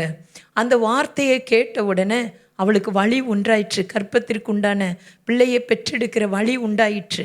அந்த வலி வந்த உடனே அவள் மிகுந்த வேதனையோடு ஒரு பிள்ளையை பெறுகிறாள். பெறும் பொழுது அங்கே இருக்கிற ஸ்திரீகள் பெண்களெல்லாம் சொல்கிறாங்க, நீ பயப்படாத, நீ ஒன்றும் அவஸ்தைப்பட வேண்டாம். ஏன்னா அந்த பிள்ளை பிறக்கும் பொழுதே இவ்வளோ வேதனைகளும் அவளுக்குள்ள, ஒரு பக்கம் பிள்ளை பெறுவதற்கு உண்டான வழி வேதனைகள், இனி ஒரு பக்கம் கணவரும் கொழுந்தனார் இறந்துட்டாங்க, மாமனார் இறந்துட்டாரு, தேவனுடைய பெட்டியும் பெலிஸ்தர்கள் கைப்பற்றி கொண்டு போய்விட்டார்கள் என்ற துக்கம் அவளுக்குள்ளே அதிகரிக்கும் போது, இந்த வலி வேதனை எல்லாம் அவளுக்குள்ளே வரும் பொழுது அவள் மரணத்துக்கு ஏதுவான ஒரு காரியத்துக்குள்ளே போயிட்டாங்க. அப்போ சொல்கிறா, எல்லா பெண்களும் வந்து சொல்கிறாங்க, பயப்படாத பயப்படாத, உனக்கு ஒரு நல்ல ஆண்மகன் பிறந்திருக்கிறான். அவளுடைய மனசில் எதையுமே கேட்கவோ சிந்திக்கவோ நினைக்கவோ அவளுக்கு கொஞ்சம் கூட டைமே இல்லை. அவள் என்ன செய்கிறா, இக்கபோத் என்று சொல்லி அந்த பிள்ளைக்கு பெயரிடுகிறார். இக்கபோத் என்றால் இஸ்ரவேலை விட்டு தேவனுடைய மகிமை எடுபட்டு போயிற்று என்று அர்த்தம். அப்போது ஆண்டவருடைய மகிமையை நாம் சுமந்திருக்கிறவர்களாய் கர்த்தர் உங்களையும் என்னையும் வைத்திருக்கிறார். அன்று சாலமோன் கட்டின தேவனுடைய ஆலயத்துக்குள்ளே தேவ மகிமை 2 முறை அந்த ஆலயத்தை நிரப்பிற்று என்று வேதத்தில் பார்க்கிறோம். முதலாவதாக எப்போது நிரப்பினதுன்னு என்று பார்த்தீர்கள் என்றால், ஆலயத்தை கட்டி பிரதிஷ்டை பண்ணி சாலமோன் ராஜா செபிக்கிறார். செபிக்கும் பொழுது அந்த ஆலயத்தில் செபம் பண்ணின பொழுது தேவனுடைய மகிமை அந்த ஆலயத்தை நிரப்பிற்று என்று நம்ம வேதத்தில் வாசிக்கிறோம். அப்போது இன்றைக்கும் நம்முடைய சரீரமாகிய ஆலயத்துக்குள்ளே எப்பொழுதும் சேப ஆவியினாலே நீங்களும் நானும் நிரப்பப்பட்டவர்களாக இருக்க வேண்டும். அன்றைக்கு மனுஷர்களால் கையினால் கட்டப்பட்ட ஒரு இடத்தை வேதம் சொல்லுகிறது ஆலயம் ஆலயம் என்று. இன்றைக்கு புதிய ஏற்பாட்டு பிள்ளைகளாகி இருக்கிற கிறிஸ்துவுடைய இரத்தத்தினாலே மீட்கப்பட்டு அவருடைய பிள்ளைகளாய் ஜனங்களாய் சபையாய் இருக்கிற உங்களையும் என்னையும் குறித்து ஆண்டோடைய வேதம் சொல்லுகிறது ஆலயம் என்று. அப்போ கிறிஸ்துவே அவர் சொல்லியிருக்கிறார், நீங்களே நான் தங்கும் ஆலயம். இப்போ நம்முடைய சரீரமாகிய ஆலயத்துக்குள்ளே நம்ம எப்பொழுதும் ஜெப அபிஷேகத்தினாலே ஜெப ஆவியினாலே நம்ம நிரப்பப்பட்டவர்களாக இருக்கும் பொழுது நமக்குள்ளே இருந்த அந்த மகிமை அதிகமாய் வெளிப்படும். நீங்கள் செபித்தாலும் கர்த்தரை துதித்தாலும் அந்த தேவ மகிமை உங்களுக்குள்ள இருந்து வெளிப்படும். அந்த மகிமை உங்களுக்குள்ள இருந்து எப்படி வெளிப்படும் என்றால், நீங்கள் சேபா ஆவியினாலே நிரப்பப்பட சொல்லனா பெருமுச்சுதலோடு வேண்டுதல் செய்கிற பரிசுத்த ஆவியானவரோடு இணைந்து செபம் பண்ணுவீங்க. அப்போ இணைந்து செபிக்கும் பொழுது பரிசுத்த ஆவியானுடைய அபிஷேகம் உங்கள் மேலே அளவில்லாமல் ஊற்றப்படும். அந்த ஊற்றப்படுகிற அந்த அபிஷேகம் உங்கள் மண்பாண்டமாக இருக்கிற உங்கள் சரீரத்துக்குள்ளே அது நிரப்பப்படும் பொழுது அந்த தேவ மகிமை உங்களை நிரப்பினதை உங்கள் சரீரம் உங்கள் ஆத்துமா அது நன்றாய் உணர்ந்து கொள்ளும். அதைத்தான் இங்கே வேதம் சொல்லுகிறது. அவர்கள் சாலமோன் ராஜா அந்த ஆலயத்தில் நின்று பிரதிஷ்டை பண்ணி அவர் செபிக்கும் பொழுது கர்த்தருடைய மகிமை அந்த ஆலயத்தை நிரப்பிற்று என்று சொல்லப்பட்டிருக்கிறது. இன்றைக்கும் நீங்களும் நானும் ஜெப ஆவியினாலே ஜெப அபிஷேகத்தினாலே நம்ம நிரம்பி இருக்கும் பொழுது கர்த்தர் நமக்குள்ளே குடிகொள்ளுகிற தேவனுடைய ஆலயமாய் உங்களையும் என்னையும் ஆண்டவர் நிரப்பி இருக்கிறார். ஹல்லேலூயா. தேவனுடைய ஆலயமாய் நீங்களும் நானும் நிரம்பி இருக்கிறதற்கு ஒரே காரணம் அவருடைய ஆவியினாலே உங்களையும் என்னையும் ஆண்டவர் நிரப்பியிருக்கிறார். அதனால தான் நான் வாலிப பிள்ளைகளுக்கெல்லாம் சொல்லுவேன், பரிசுத்த ஆவியுடைய அபிஷேகத்தை கேட்டு பெற்றுக்கொள்ளுங்க. அந்த பரிசுத்த ஆவியின் அபிஷேகம் உங்களுக்குள்ளே இருக்குமானால் உங்களுக்கு நன்றாய் போதித்து வழி இதுவே இதில் நடவுங்கள் என்று சொல்லுகிற சத்தத்தையும் அந்த அபிஷேகத்தினாலே ஆவியானுடைய நடத்துதனாலே கேட்க முடியும். வாலிப பிள்ளைகள், ஞானஸ்நானம் பெற்ற பிள்ளைகள் அதுக்காக பிரேத்தியமாக ஆண்டவரே என்னை அபிஷேகிங்கப்பா, என்னை அபிஷேகிங்க, இந்த உலகத்தை நான் மேற்கொள்ளணும்னா, எனக்கு இருக்கிற இந்த ஓட்டத்தில் நான் சரியாய் ஓடி முடிக்கணும்னா உங்கள் அபிஷேகம் ஆவியானுடைய துணை இல்லாமல் என்னால் ஓட முடியாது என்று சொல்லி உங்களை நீங்கள் கர்த்தருக்கு முன்பதாக தாழ்த்தி அர்ப்பணித்து அபிஷேகத்துக்காக காத்திருக்கும் பொழுது வேதம் சொல்லுகிற கர்த்தருக்கு காத்திருக்கிறவர்கள் புது பலன் அடைவார்களாம். புது பலன், அந்த புது பலன் தான் பரிசுத்த ஆவியானுடைய அபிஷேகம்.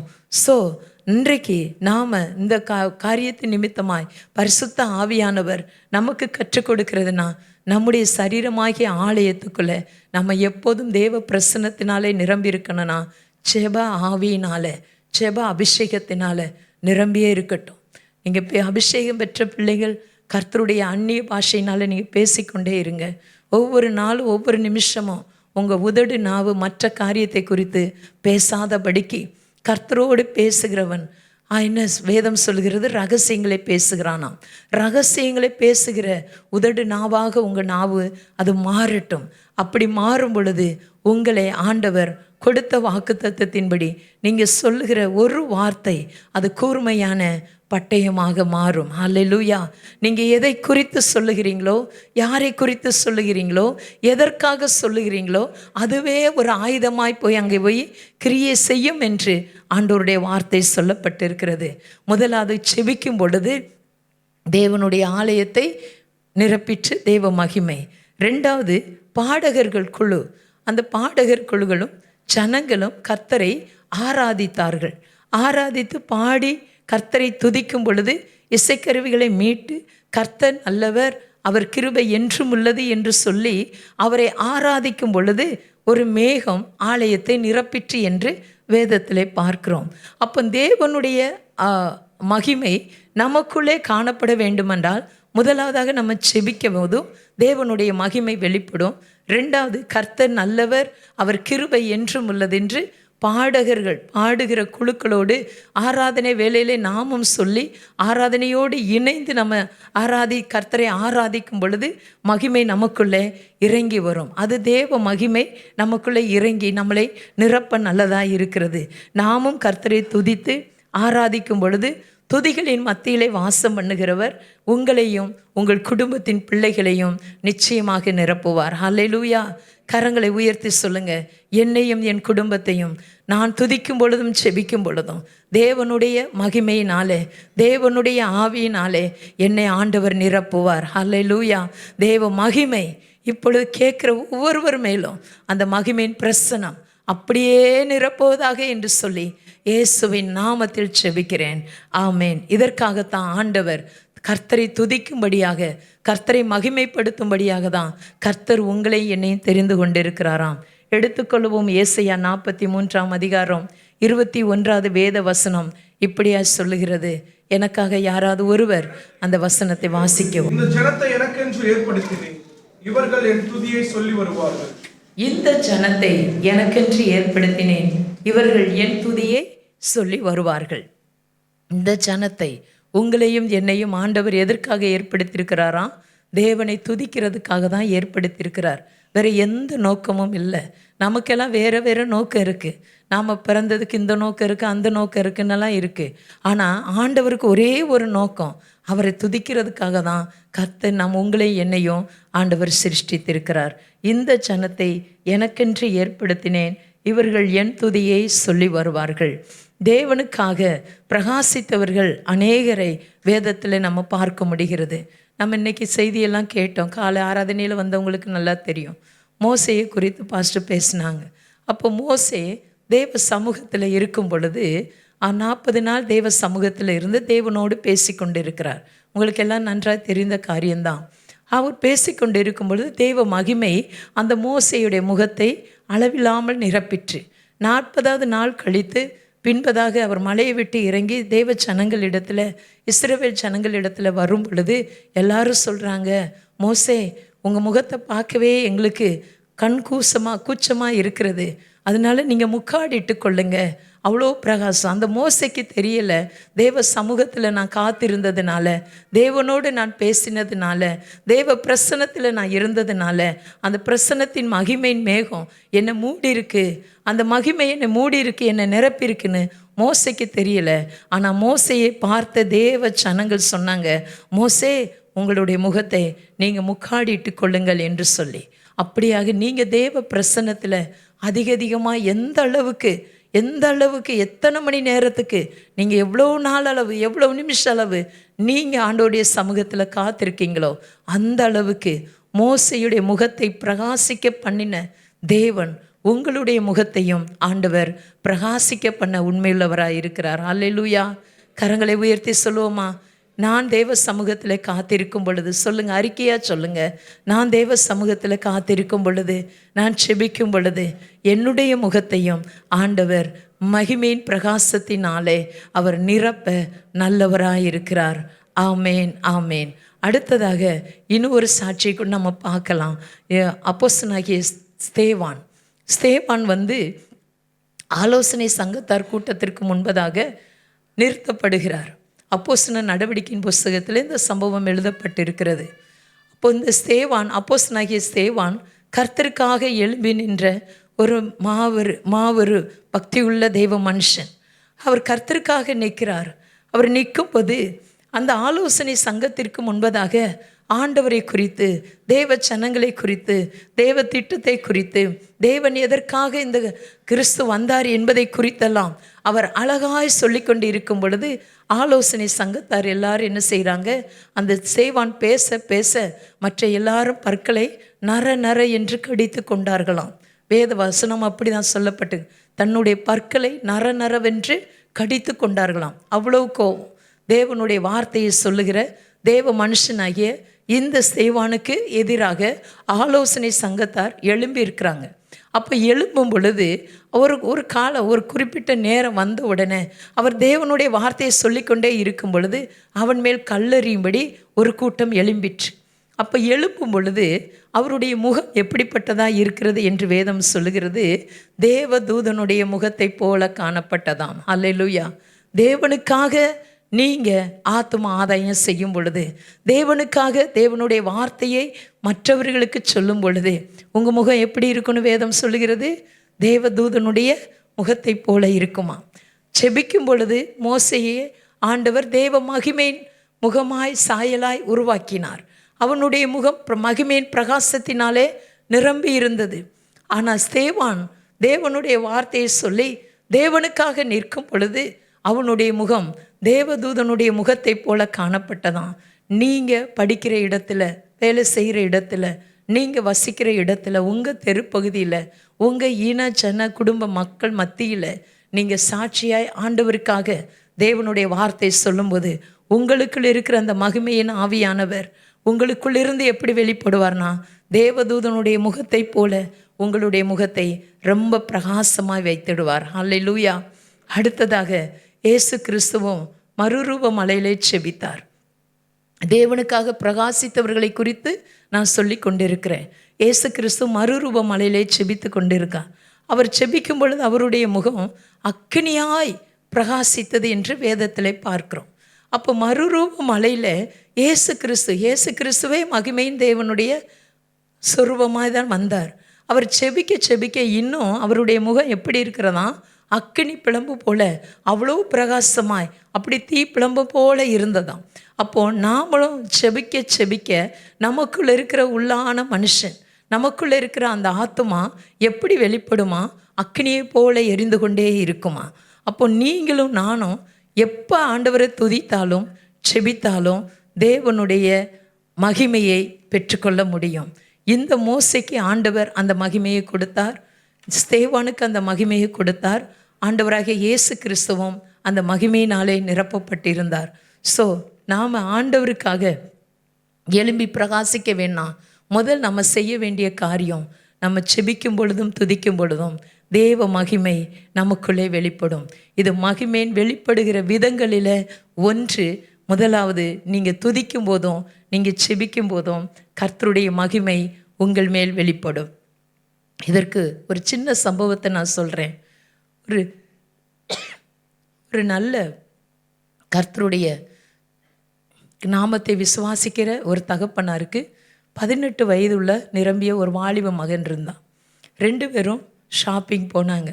போன வழியில் அவங்களுக்கு ஒரு சின்ன ஆக்சிடெண்ட் ஆயிடுச்சு.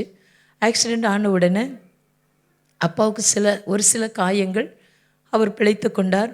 மகன் பின்னாடி இருந்ததுனால அவனை டைரெக்டாக அந்த பைக் அவன் மேலே மோதினதுனால அவன் கீழே விழுந்துட்டான். மண்டையில் அடிபட்டுருச்சு.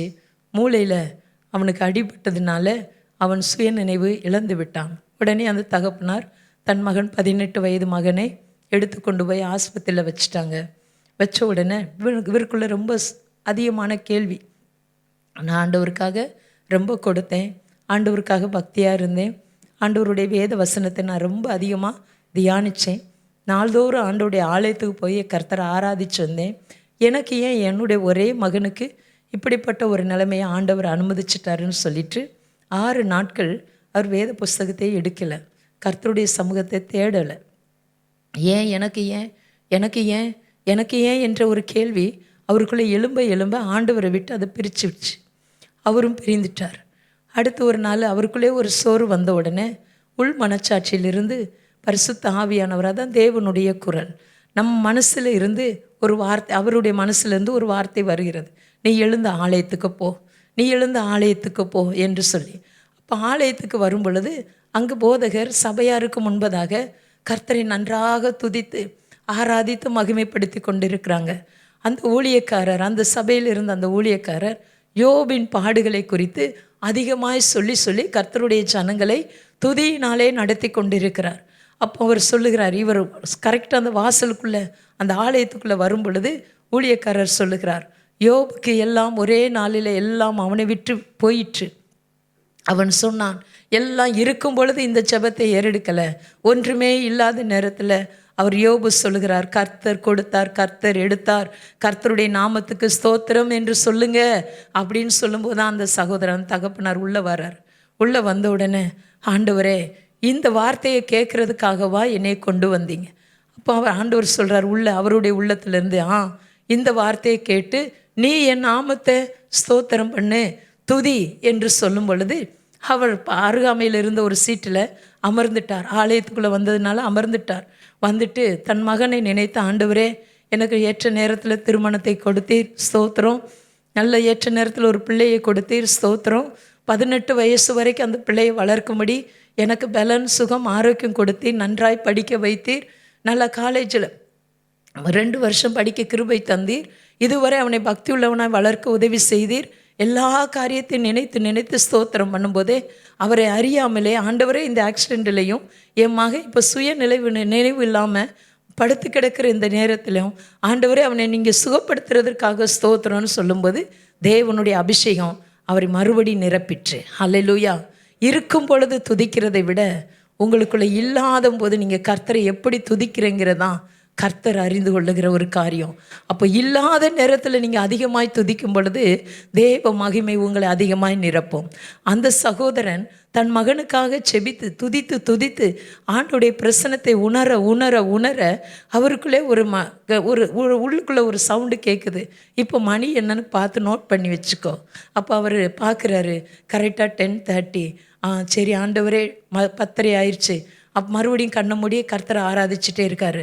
ஆண்டவரே ஸ்தோத்திரம் ஸ்தோத்திரம், என் மகனை எழுப்புறதற்காக ஸ்தோத்திரம், உமக்காக அவன் ஜீவிக்க போவதற்காக ஸ்தோத்திரம், உம்முடைய நாம மகிமைக்காக கொண்டு வந்து நிறுத்த போவதற்காக ஸ்தோத்திரம், உன்னில் நான் மகிமைப்படுவேன்னு சொன்னீங்களே உமக்கு ஸ்தோத்திரம், உம்முடைய மகிமையை காண எனக்கு கிருபை தருகிறக்காக ஸ்தோத்திரம் சொல்லிக்கிட்டு இருக்க இருக்க இருக்க ஆஸ்பத்திரியிலேருந்து அந்த சகோதரனுக்கு ஒரு டெலிஃபோன் கால் வருது. என்னன்னா, உங்கள் மகன் நல்லா நார்மல் ஆயிட்டான், உடனே நீங்கள் கூட்டிகிட்டு போங்க, ஆண்டவரால் முடியாத காரியம் ஒன்றுமில்லை. அல்லேலூயா.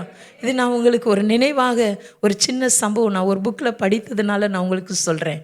நம்ம கர்த்தரை துதிக்கும் பொழுதும் கர்த்தரிடத்தில் செபிக்கும் பொழுதும் கர்த்தருடைய மகிமை நமக்குள்ளே வெளிப்படும். அல்லேலூயா. இல்லாத நேரத்தில் நீங்கள் செபிச்சு பாருங்கள்.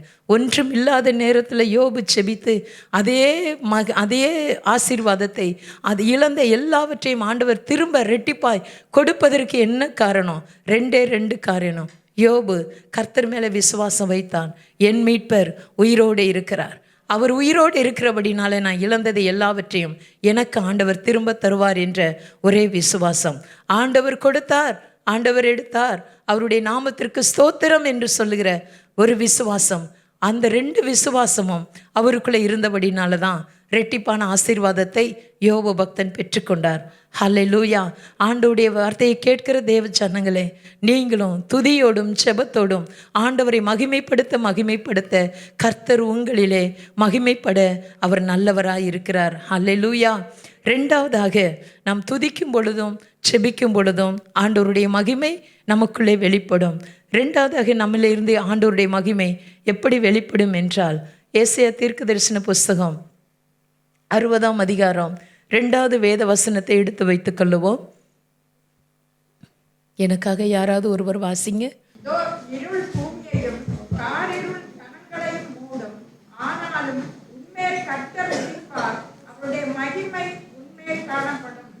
அவருடைய மகிமை உன்மேல் காணப்படும். இதோ இருள் பூமியையும் காரிருள் ஜனங்களையும் மூடும், ஆனாலும் உன்மேல் கர்த்தர் உதிப்பார், அவருடைய மகிமை உன்மேல் காணப்படும்.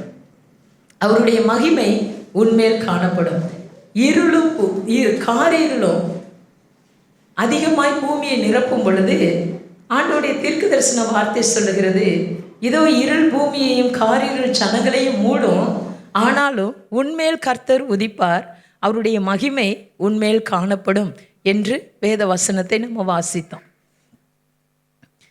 ஒரு அருமையான சம்பவம் எனக்கு ஞாபகம் வருது. நான் உங்களுக்கு இந்த காரியம் அதாவது 2வது நம்ம தியானிக்கிறது, உன்னில் நான் மகிமைப்படுவேன். எப்படி மகிமைப்படுகிறார் என்று பார்க்கும் பொழுது அதற்காக ஒரு சின்ன சம்பவத்தை சொல்கிறேன். ரயில்வே ஸ்டேஷனில் ஒரு மாஸ்டர் இருந்தார். அவர் வேலை செய்து கொண்டு இருந்தார்.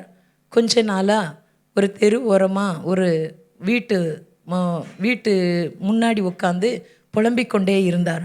ஐயோ, என் விளக்கு எரியவில்லையே, என் விளக்கு அணைந்து போயிடுச்சே, என் விளக்கு எரியலையே, என் விளக்கு எரியலையேன்னு சொல்லிட்டு அந்த ஸ்டேஷன் மாஸ்டர் ஒரு வீட்டு பக்கத்தில் ஓரமாக இருந்து புலம்பிக் கொண்டே இருந்தார்.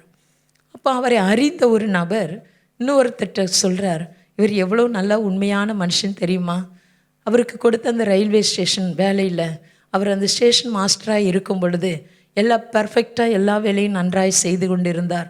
ஆனால் இன்றைக்கு அவர் என் விளக்கு அணைந்து விட்டதே, எரியாமல் போய்விட்டதே என்று சொல்லி புலம்புவதற்கு ஒரு காரணம் இருக்குது அப்படின்னு சொல்லி அவரை குறித்து இன்னொருவர்கிட்ட சொன்னாராம்.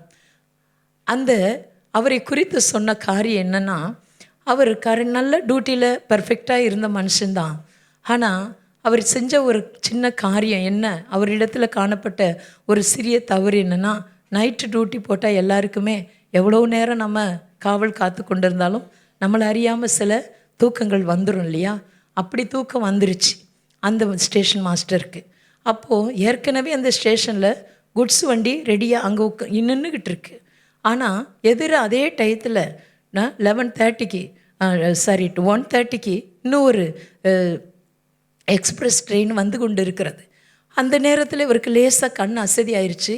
ஆனாலும் அந்த அலாரம் சத்தம் கேட்டு அவர் அலர்ட் ஆகிட்டு வருகிற எக்ஸ்பிரஸ்க்கு முன்னாடி அந்த லைட் எடுத்து நேராக இப்படி ஆட்டி காட்டினாலும் பிரயோஜனம் இல்லை.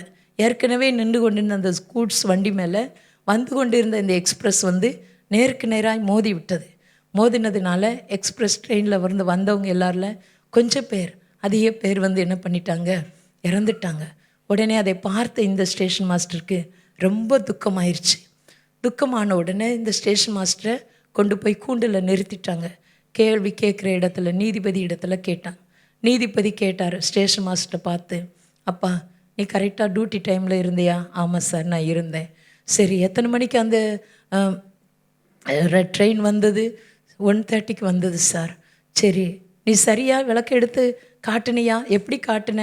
அவர் சொன்னார், இப்படி காட்டினேன் அப்படின்னு சொன்னார். அப்போது நீதிபதி சொன்னார், சரியாக தான் சொல்கிறான், டயத்தை சரியாக சொல்கிறான், காட்டின சைஸையும் கரெக்டாக சொல்கிறான், ஸோ இவன் மேலே குற்றம் இல்லை, பை ஆக்சிடெண்ட் அப்படி ஆயிடுச்சு அப்படின்னு. ஆனால் இவனுக்கு மட்டும், இவருக்குள்ளே இருந்த மனச்சாட்சி மட்டும் பேசிக்கொண்டே இருந்தது. நீ விளக்கு எடுத்து கையை ஆட்டின, ஆனால் அந்த விளக்குக்குள்ளே லைட் இருந்ததான்னு பார்க்கல, அந்த சுவிட்சை அவர் போட மறந்துட்டார். அப்போ விளக்கில் அந்த சுவிட்சு போட்டாதானே அந்த லைட்டு எரிஞ்சதை காட்ட முடியும், க்ரீன் சிக்னல் கொடுக்க முடியும். அதை கொடுக்க அவர் மறந்துட்டார். அந்த மனச்சாட்சி அவருக்குள்ளே உள்ளுக்குள்ளே வாதித்துக்கிட்டே இருந்ததாம். என்னால் தானே இவ்வளோ பேர் இறந்துட்டாங்க, என்னால் தானே, ஏன் தப்புனால, ஏன் மிஸ்டேக்குனால தானே இவ்வளோ பேர் இறந்துட்டாங்க, இதுக்கு காரணம் நான் தானே அப்படின்னு சொல்லி தன்னைத்தானே அவர் புலம்பிக்கிட்டே இருந்து நாளடைவில் அவர் ஒரு பைத்தியக்காரனை போல தெருமனையில் உட்காந்து சொல்லிக்கிட்டே இருந்தார், என் விளக்கு எரியவில்லையே, என் விளக்கு எரியவில்லையே, என் விளக்கு எரியவில்லையே அப்படின்னு சொல்லியிருந்தாராம்.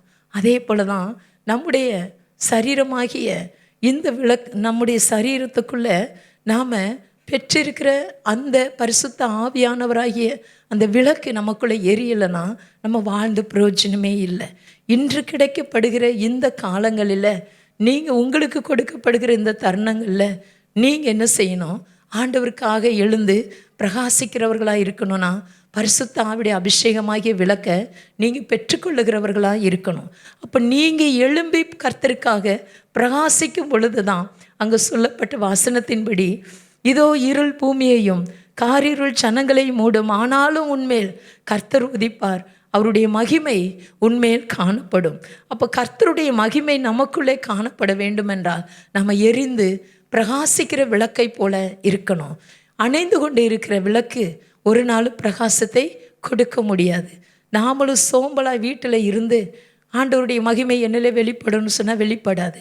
நம்ம எழுந்து போய் ஆண்டவருக்காக ஒரு ஆத்மாவை ஆதாயம் பண்ணி கர்த்தருக்காக தேவனுடைய வார்த்தையை சொல்லி மற்றவர்களுடைய கண்ணீரை துடைத்து அவர்களுடைய கவலையை போக்கக்கூடிய நல் வார்த்தைகளை பேசி அவங்கள ஆறுதல் படுத்தி அப்படி நாம் சுவிசேஷ ஊழியத்தை நம்ம செய்வோமானால் நமக்குள்ளே இருக்கிற விளக்கு நமக்குள்ளே அது எரிந்து கொண்டே இருக்கும். அல்லேலூயா. நாம் அந்த ஸ்டேஷன் மாஸ்டர் போல புலம்ப தேவையில்லை, ஐயோ என் விளக்கு எரியலேன்னு. கர்த்தருடைய வருகை நாள் ஒன்று இருக்கும். நீங்களும் நானும் பெற்ற அந்த அபிஷேகனுடைய ஆவியானுடைய வல்லமையின் அபிஷேகம் நமக்குள்ளே எப்பொழுது எரிந்து கொண்டு இருந்தாதான் அவருடைய ரகசிய வருகையை நாம் அறிந்து கொள்ளுகிறவர்களாய் காணப்படுவோம். தேவனுடைய வார்த்தையை கேட்குற தேவனுடைய சனமே, நீங்கள் பரிசுத்த ஆவியானுடைய அபிஷேகத்தினாலே எப்பொழுதும் எழுந்து பிரகாசிக்கிற விளக்காய் எரிந்து கொண்டு இருக்கிற விளக்காய் நீங்கள் மாறுங்க. எப்பொழுது விழித்திருந்து ஜெபம் பண்ணுங்க. அந்த விளக்கு அணைந்துட்டா ஒருத்தருக்கும் பிரயோஜனம் இல்லை. அப்போ விளக்கு இல்லாத இடம் ஒரு இருளை குறிக்கிறதா இருக்கிறது. இன்றைக்கு இருளாகிய பாவத்துக்குள்ளே அநேகர் அதிகமாய் உழன்று கிடக்கிறாங்க. உங்களை போன்று இருக்கிற வாலிப பிள்ளைகள், நீங்கள் படிக்கிற காலேஜ் ஸ்கூலில் எத்தனை பிள்ளைகள் இருளின் ஆதிக்கத்துக்குள்ளே இருக்காங்க. அவங்களுக்கு நீங்கள் சுவிசேஷத்தை சொன்னீங்களா? நீங்கள் அப்படி சொல்லியிருப்பேனால் கர்த்தர் உங்கள் மேலே மகிமைப்படுவார். நீங்கள் சொல்லலைன்னா ஆண்டவர் இன்றைக்கும் உங்களுக்கு சொல்லும்படியாக அவருடைய வார்த்தையை உங்களுக்கு நினைப்பூட்டுகிறார். காலம் இதுவே, இது உங்களுக்கு கிடைத்த கிருபையின் காலம்.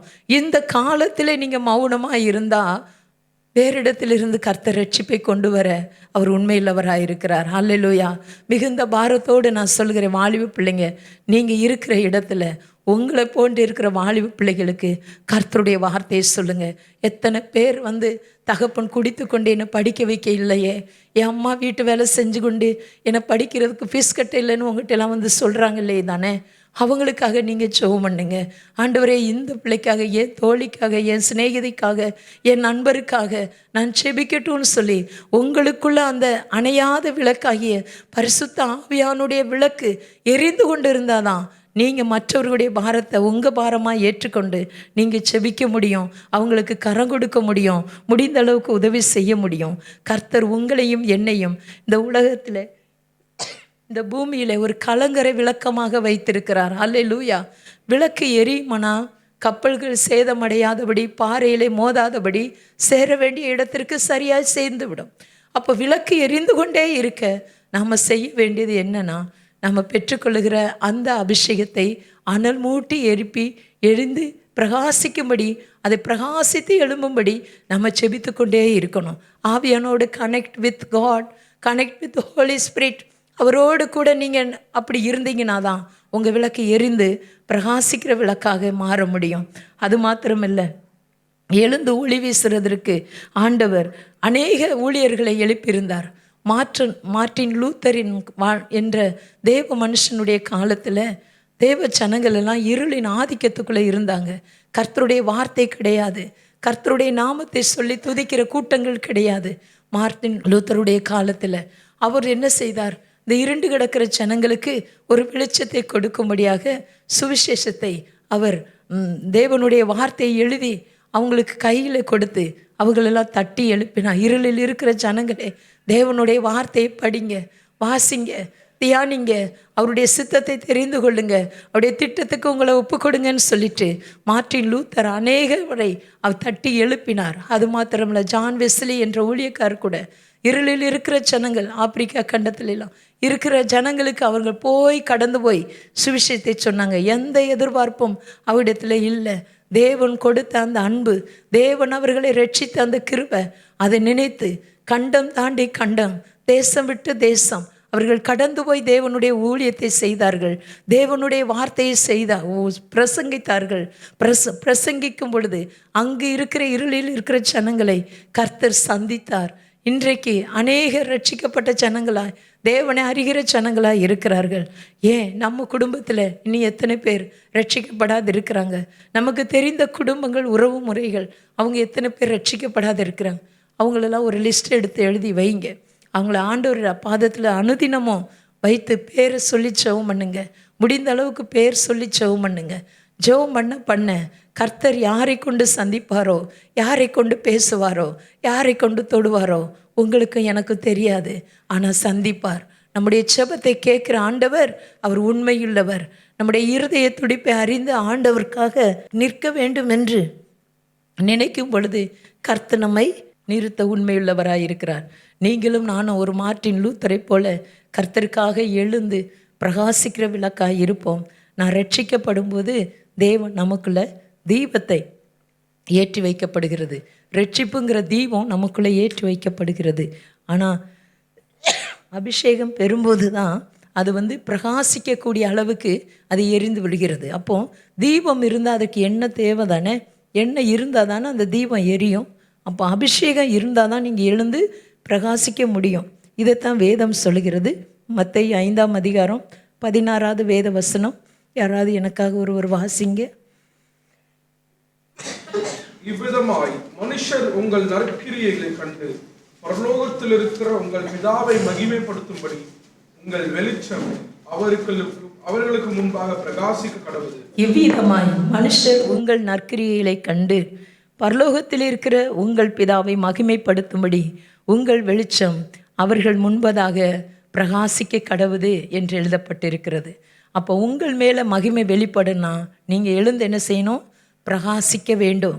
இருளும் காரிருளும் இந்த உலகத்தை மூடும் பொழுது கர்த்தருடைய மகிமை உங்கள் மேலே உதிப்பதற்கு நோக்கம் என்ன அப்படின்னு நீங்கள் யோசித்தீங்கன்னா, நீங்கள் கர்த்தருக்காக எழும்பி பிரகாசிக்க வேண்டும் என்பதே அவருடைய பெரிதான நோக்கம். அல்லேலூயா.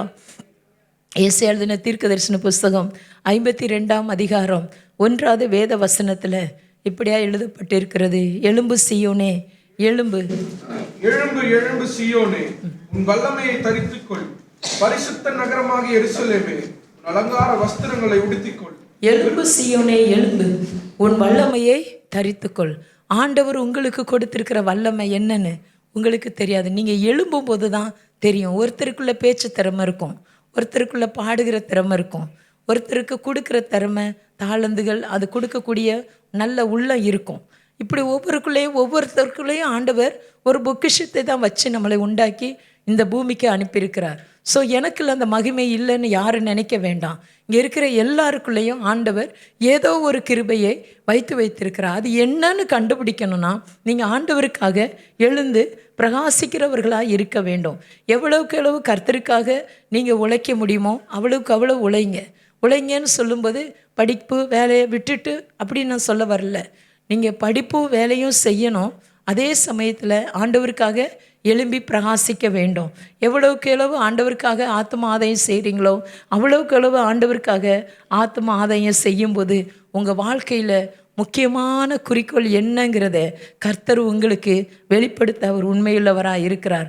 பாவம் என்கிற இருளுக்குள்ளே இருக்கிற அநேக ஜனங்களுக்காக நீங்கள் அவங்கள பார்க்கும் பொழுது அவங்கள எழுப்பதுக்கு நீங்கள் எழும்பி பிரகாசிக்க வேண்டும் என்பது தான் தேவனுடைய சித்தமும் திட்டமாக இருக்கிறது. ஸோ உங்கள் மேலே தேவனுடைய மகிமை வெளிப்பட வேண்டுமானால் நீங்கள் செய்ய வேண்டிய காரியம், நீங்கள் எழுந்து கர்த்தருக்காக பிரகாசிக்க வேண்டும், அல்லது கர்த்தருக்காக எரிந்து பிரகாசிக்கிறவர்களாய் மாற வேண்டும். அல்லேலூயா. நமக்குள்ளே இருக்கிற பிரகாசம் வெளிச்சமானது நாளுக்கு நாள் அதிகரித்து கொண்டே இருக்க வேண்டும், அதிகரித்து கொண்டே இருக்கணும். ஒரு நாளும் அந்த பிரகாசம் குறைஞ்சிடக்கூடாது. வெளிச்சம் கம்மியாச்சுன்னா அங்கே என்ன சொல்லுவோம், நம்ம என்ன டிம்மாக லைட் எரியுதுன்னு சொல்லுவோம் இல்லையா? வெளிச்சம் கம்மியாயிருச்சுன்னா அந்த இடம் ஏன் இப்படி இருக்கிற அப்படின்னு சொல்லுவோம். அப்போ ஒருவருக்கொருவர் நீங்கள் தட்டி எழுப்பி, ஒருவரை குற்றப்படுத்தி அமுக்காதபடிக்கு ஒருவருக்கொருவர் தட்டி எழுப்பி அவர்களை கர்த்தருக்காக எழும்பி பிரகாசிக்கிற பிள்ளைகளாக உங்கள் நண்பர்களை, உங்கள் உறவினர்களை, உங்கள் குடும்பத்தை, உங்கள் பெற்றோர் கூட சோர்ந்திருந்தால் கூட நீங்கள் சொல்லணும், அப்பா அம்மா வாங்க நம்ம ஜெபம் பண்ணுவோம், ஆண்டவர் நமக்கு கிரியை செய்வார். நாம் முதல்ல எழுந்து பிரகாசிக்க கர்த்தருடைய நாமத்துக்காக நாம் இந்த ஊழியத்தை செய்வோம், வாங்க இன்றைக்கி போய் சுவிசேஷம் சொல்லலாம் அப்படின்னு நீங்கள் பெற்றோரிடத்துல சொல்லுங்கள்.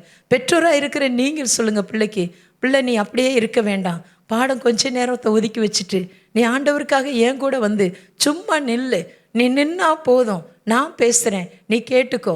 நாங்களும் கர்த்தருடைய ஊழியத்தை செய்யும் பொழுது ஊழியக்காரர்கள் ஆகுவதற்கு முன்பதாக நான் சொல்லுகிற இந்த வார்த்தையை தான் நானாலும் பாஸ்டர்னாலும் செஞ்சு கொண்டு இருந்தோம். நான் வீட்டில் இருந்து வேறு விதமான ஊழியத்தை செய்வேன். அவங்க இந்த ஞாயிற்றுக்கிழமை ஈவினிங் காலை சர்வீஸில் போய் ஆராதனை நடத்திட்டு வந்து கொஞ்ச நேரம் ரெஸ்ட் எடுத்துகிட்டு அடுத்து 4 மணி அல்லது 3:30 மணிக்கெல்லாம் அவங்க கிளம்பி பிள்ளைங்க 2 பேர், ஒருத்தி இருக்கும்போது ஒருத்தர், 2 பேர் வரும்போது 2 பேர், 3 பேர் இருக்கும்போது 3 பேரையும் கூட்டிகிட்டு ஆஸ்பத்திரி ஊழியத்துக்கு போயிடுவாங்க பாஸ்டர். அங்கே போய் ஒருத்தர் புக்கு வச்சுக்கிட்டே இருப்பாங்க, ஒருத்தர் ட்ராக்ஸ் கொடுத்துட்டே இருப்பாங்க, ஒருத்தர் அப்படியே நின்றுக்கிட்டே இருப்பாங்க. இவர் மட்டும் ஜெபமான பிள்ளைகளும் கூடயே போச்சு. அதனுடைய கிருபை என்ன, இன்னைக்கு ஆண்டவருக்குள்ளே இருக்கும்படி கர்த்தர் உதவி செய்தார். ஹல்லேலூயா. பிள்ளைகளை குறித்து கவலை இல்லாதபடி, பயப்படாதபடி, பிள்ளைகள் கர்த்தருக்காக சின்ன காரியமோ பெரிய காரியமோ நீங்கள் பெற்றோர்கள் ஊக்குவீங்க, அவங்கள உற்சாகப்படுத்துங்க. நீ செய்வது கர்த்தருக்காகமா அப்படின்னு சொல்லி அவங்கள உற்சாகப்படுத்துங்க. அப்படி உற்சாகப்படுத்தும் போது உங்கள் பிள்ளைகள் கர்த்தருக்காக எழும்பி பிரகாசிப்பாங்க. எழும்பி பிரகாசிக்கும் பொழுது உங்கள் தேவ மகிமை உங்களுக்குள்ளே வெளிப்படும். ஹல்லேலூயா. அடுத்ததாக 3ஆவதாக ஏசாயா எழுதின தீர்க்கதரிசன புஸ்தகம் 40ஆம் அதிகாரம் 5வது வேத வசனத்தை எடுத்தவர்கள் வாசிக்கலாம்.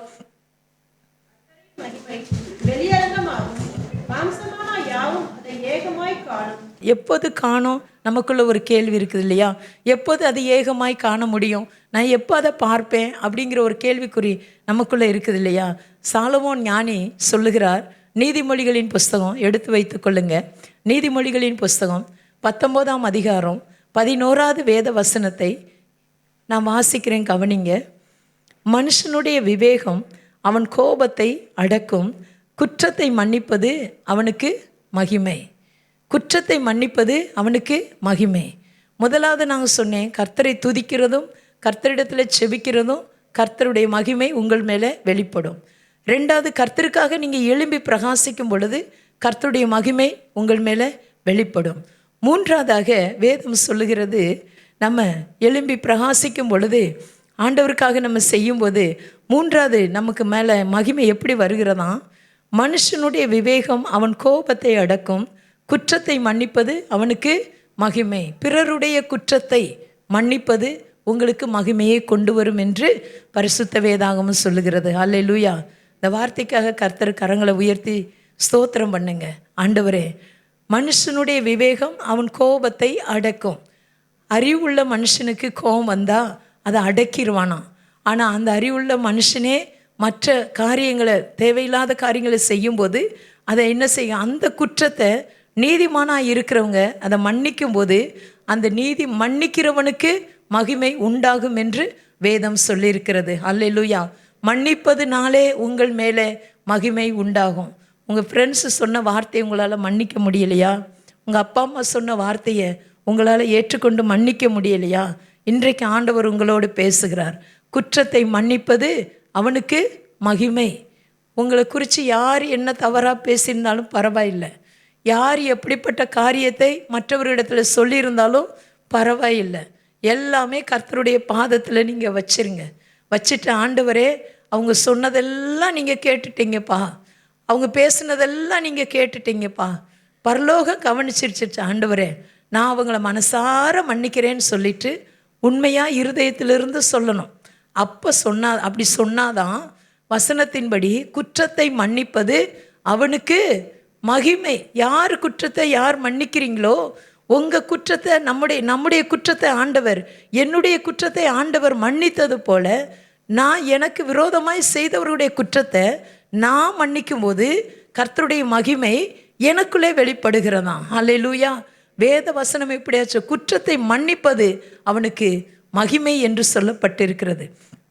அப்போ ஆண்டவர் அந்த தெய்வீக சுபாவம், அந்த மன்னிக்கிற சுபாவம் நமக்குள்ளே அதிகமாய் காணப்பட வேண்டும். ஒரு சிலர் சொல்லுவாங்க, நான் பேசுனதை மன்னிக்க முடியாது.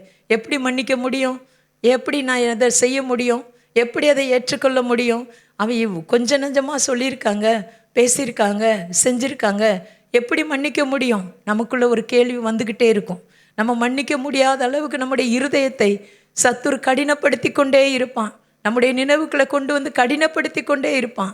ஆனால் நீங்கள் தேவனுடைய பிள்ளைகள், தேவனுக்காக எரிந்து பிரகாசிக்கிற விளக்காக இருக்கிற, உங்கள் மேலே மகிமைப்படுவேன் என்று சொன்ன ஆண்டவருடைய பிள்ளைகளாக நீங்கள் இருக்கிறபடினால குற்றத்தை நீங்கள் மன்னிக்கிறவர்களாக இருக்கும் பொழுது உங்களில் ஆண்டவர் மகிமைப்படுகிற தேவனாக இருக்கிறார். ஹல்லேலூயா.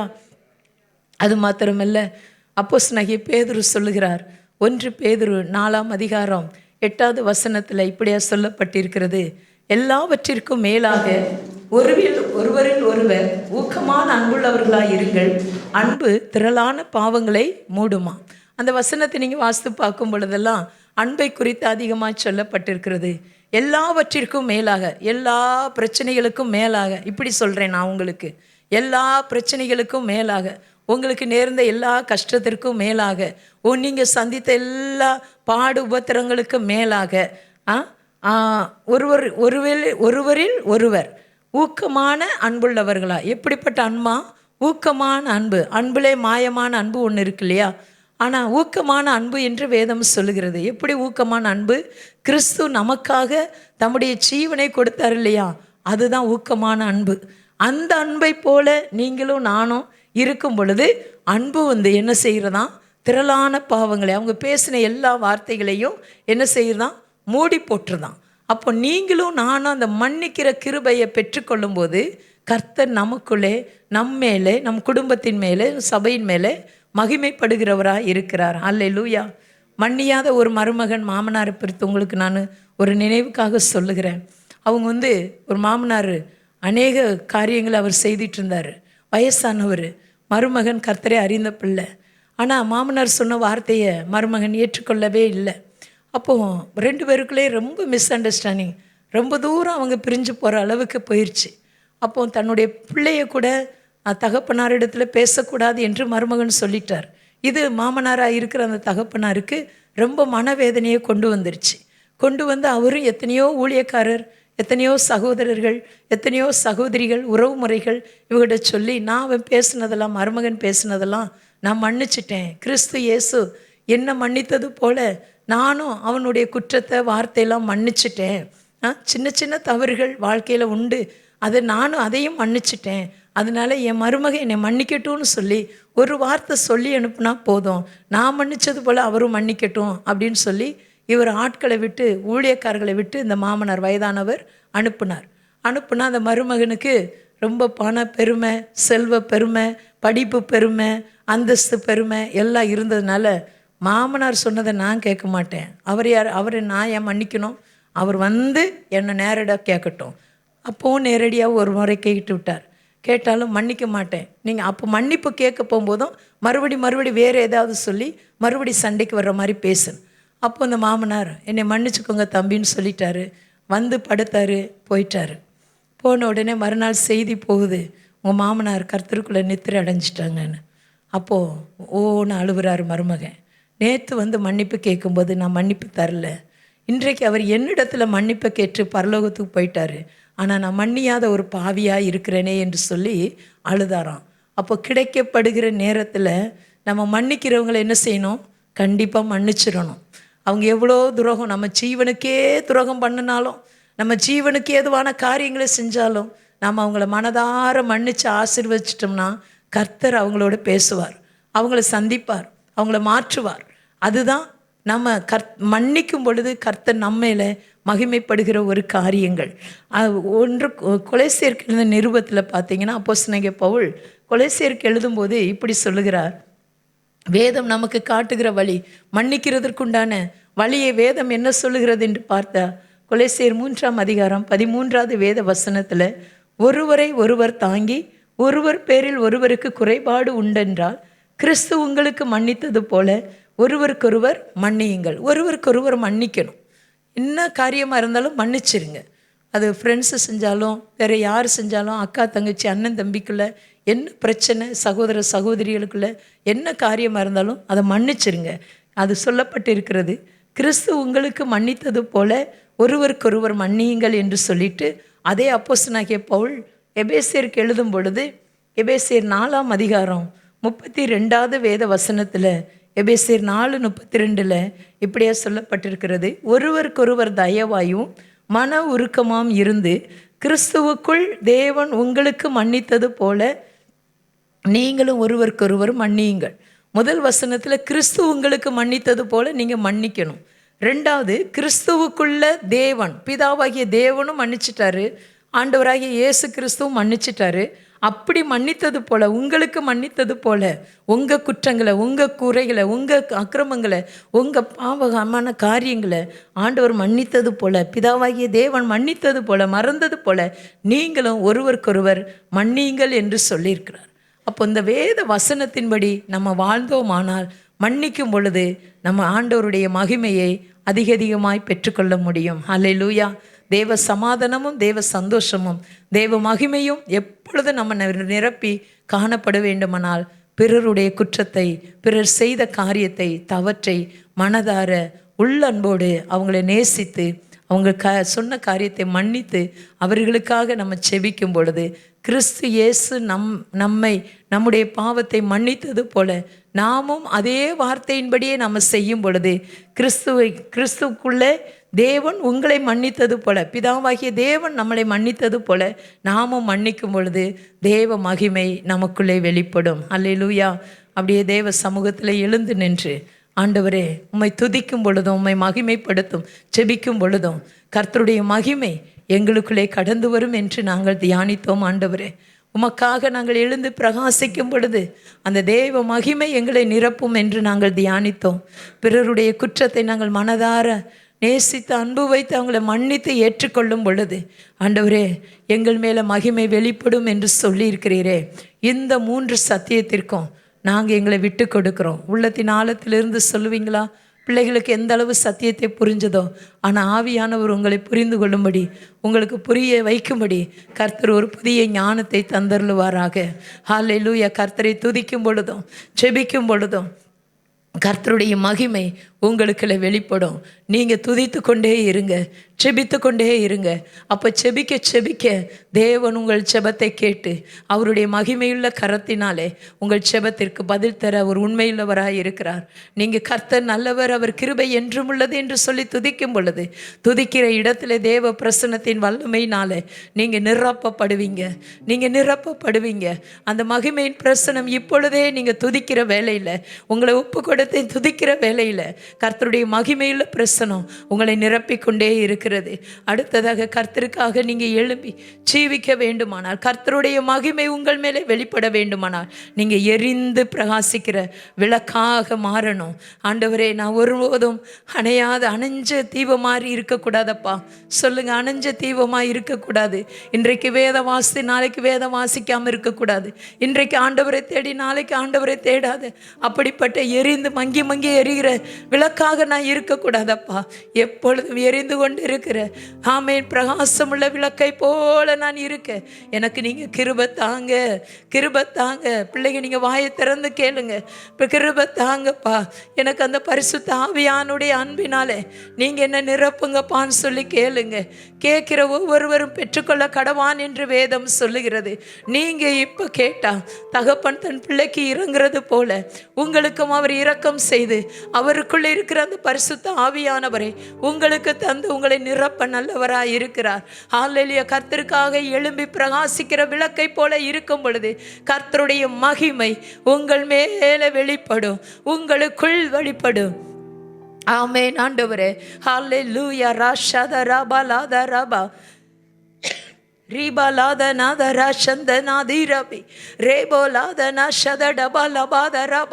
அவர் உங்களை தூக்கி குனிந்து எடுத்தாரே. நீங்க எரிந்து பிரகாசிக்கும்படி அவர் உங்களுக்காக கல்வாரி சிலுவையிலே தாமே ஒப்பு கொடுத்தாரே.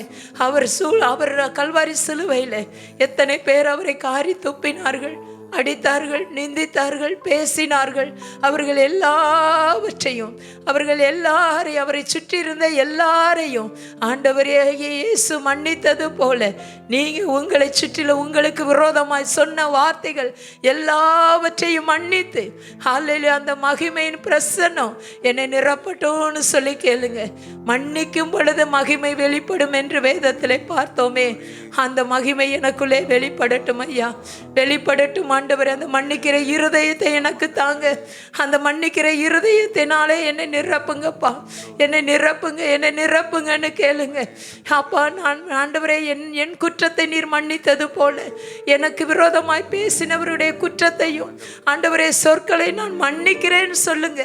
அல்லேலூயா. அப்படியாய் செபிக்கிற ஒவ்வொரு பிள்ளைகள் மேலும் ஆண்டவருடைய திருக்கரம் ரபஹஷியாதுரஹதுரபிலிபோதநாதரா ஓ ரபலன ஷதடகடரகடரபலனதர மதிரா மெஹதேரே ஹதுராதிரபலதுரபௌஷதரபா. அந்த மகிமையின் ஆவியானவர், அந்த மகிமையின் ஆவியானவர் உங்களுக்குள்ளே மகிமைப்படும்படி, உங்களை எழுந்து பிரகாசிக்கிற விளக்காக மாற்றும்படி, நீங்க கர்த்தருக்காக எழுந்து பிரகாசிக்கிற விளக்காய் மாறும்படி கர்த்தருடைய ஆவியானவர் நிரப்பிக்கொண்டே இருக்கிறாரே. ஹல்லேலூயா. கபாலா ரூரு திரியாந்த ரபி மலோதர ஷதடர ரபலனத ரபா உர்ரமனத ரபஷயதெட பலனத ரபி ரீமமன ஷதரி பலவகரபோத ரபா.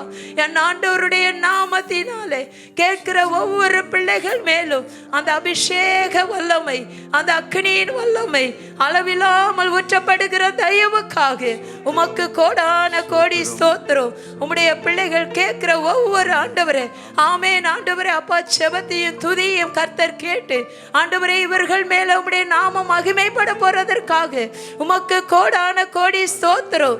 ஆமென். எரிந்து பிரகாசமாய் உமக்காக எழும்பி ஜீவிக்கும் பொழுது கர்த்தாவே இவர்களுக்குள்ளே உம்முடைய மகிமையை வெளிப்படுத்துகிறதற்காக மாம்சமான யாவருடைய கண்களும் பார்க்கத்தக்கதாக, காணத்தக்கதாக உம்முடைய மகிமை வெளியரங்கமாக மாற போறதற்காக உமக்கு கோடான கோடி ஸ்தோத்திரம் அப்பா. பிறருடைய குற்றத்தை மன்னிக்கும் பொழுது மகிமை வெளிப்படும் என்று எங்களுக்கு கற்றுக் கொடுத்த ஆவியானவருக்கு நன்றி அப்பா. எங்கள் குற்றத்தை நீர் மன்னித்தது போல எங்களுக்கு விரோதமாய் எழும்பினவர்களுடைய எல்லா பேச்சு வார்த்தைகளையும் குற்றம் சாட்டினதை நாங்களும் மன்னிக்க எங்களுக்கு நீங்க உதவி செய்ததற்காக உமக்கு நன்றி அப்பா.